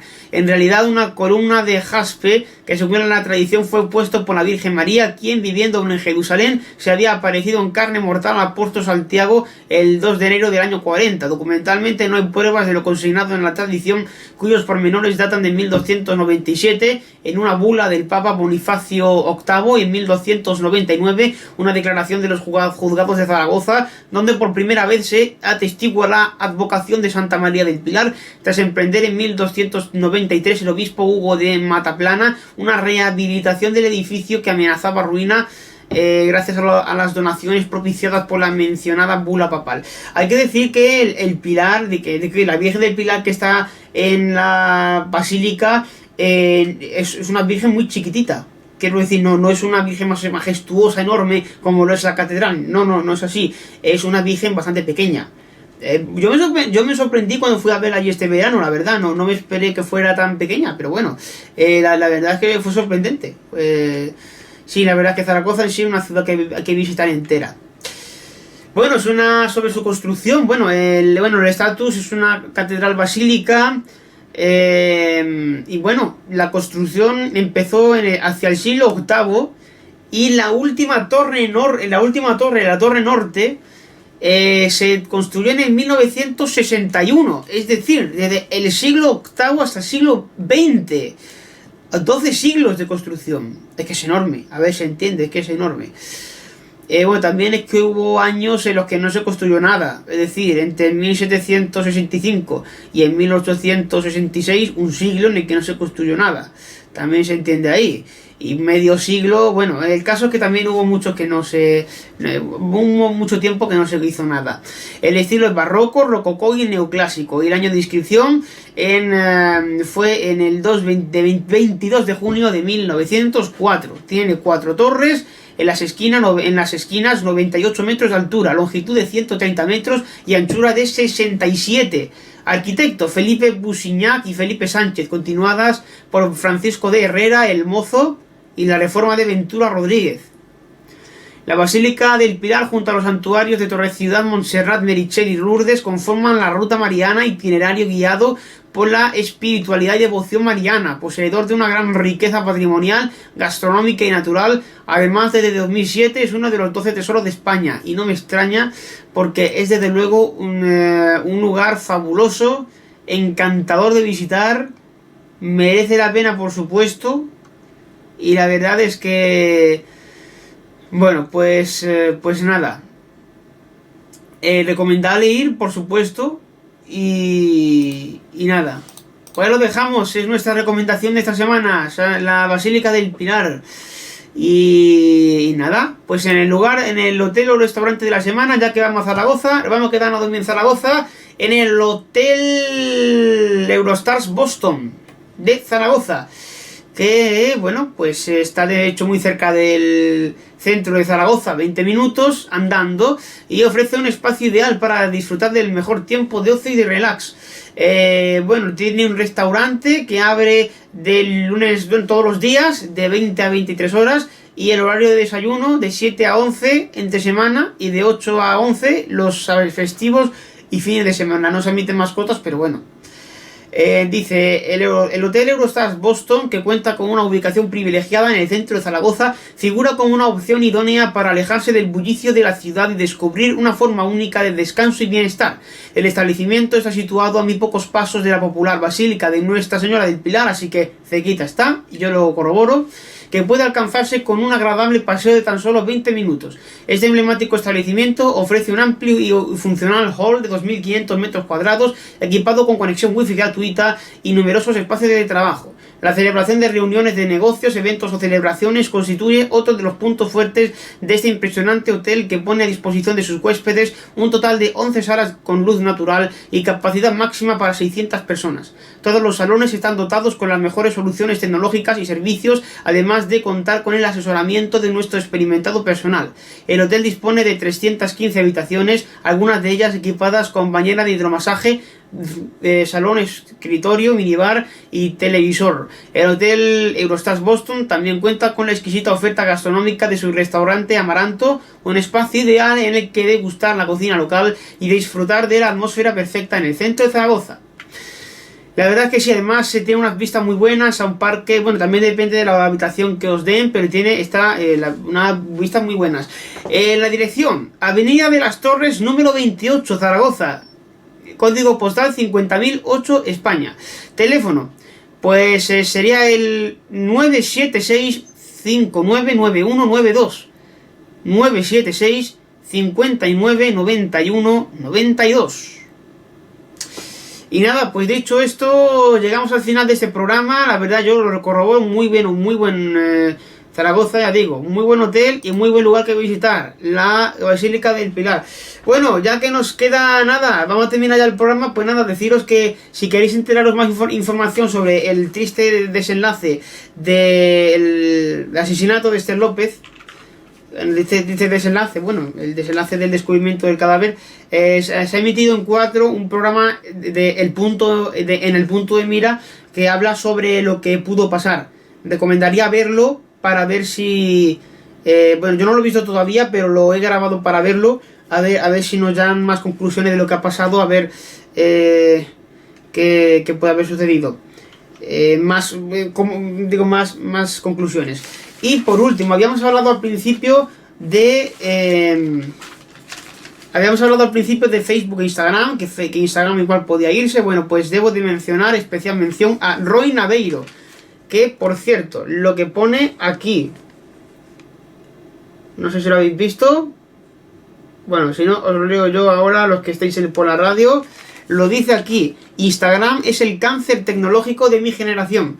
Pues mira, Roy Naveiro, me alegra muchísimo que haya gente joven como tú que sepa que Instagram es el cáncer de nuestra generación. Porque yo, vamos, lo corroboro y estoy seguro de que hay más gente como nosotros que también sabe que Instagram es de lo peor que le ha pasado a la juventud hoy en día.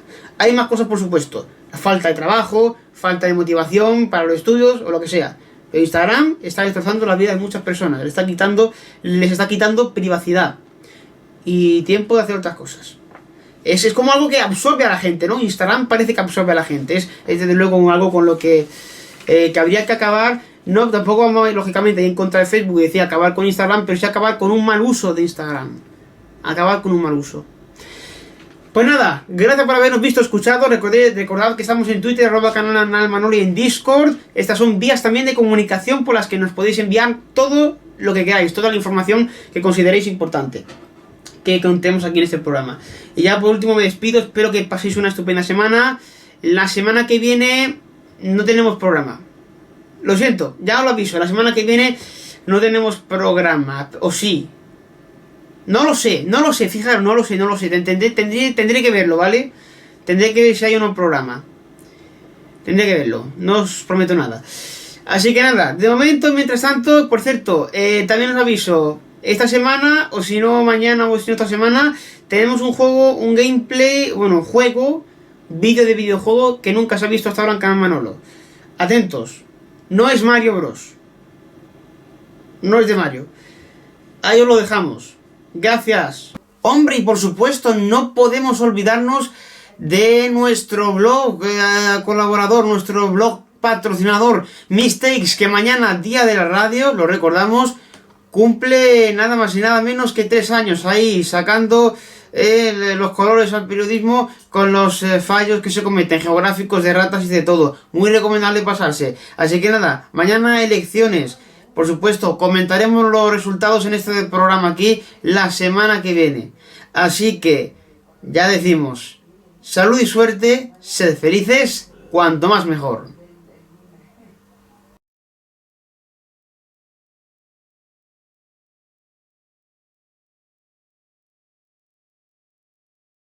Mistakes, el blog de los errores en medios de comunicación y en la calle, ha patrocinado el programa del Loco del Pueblo.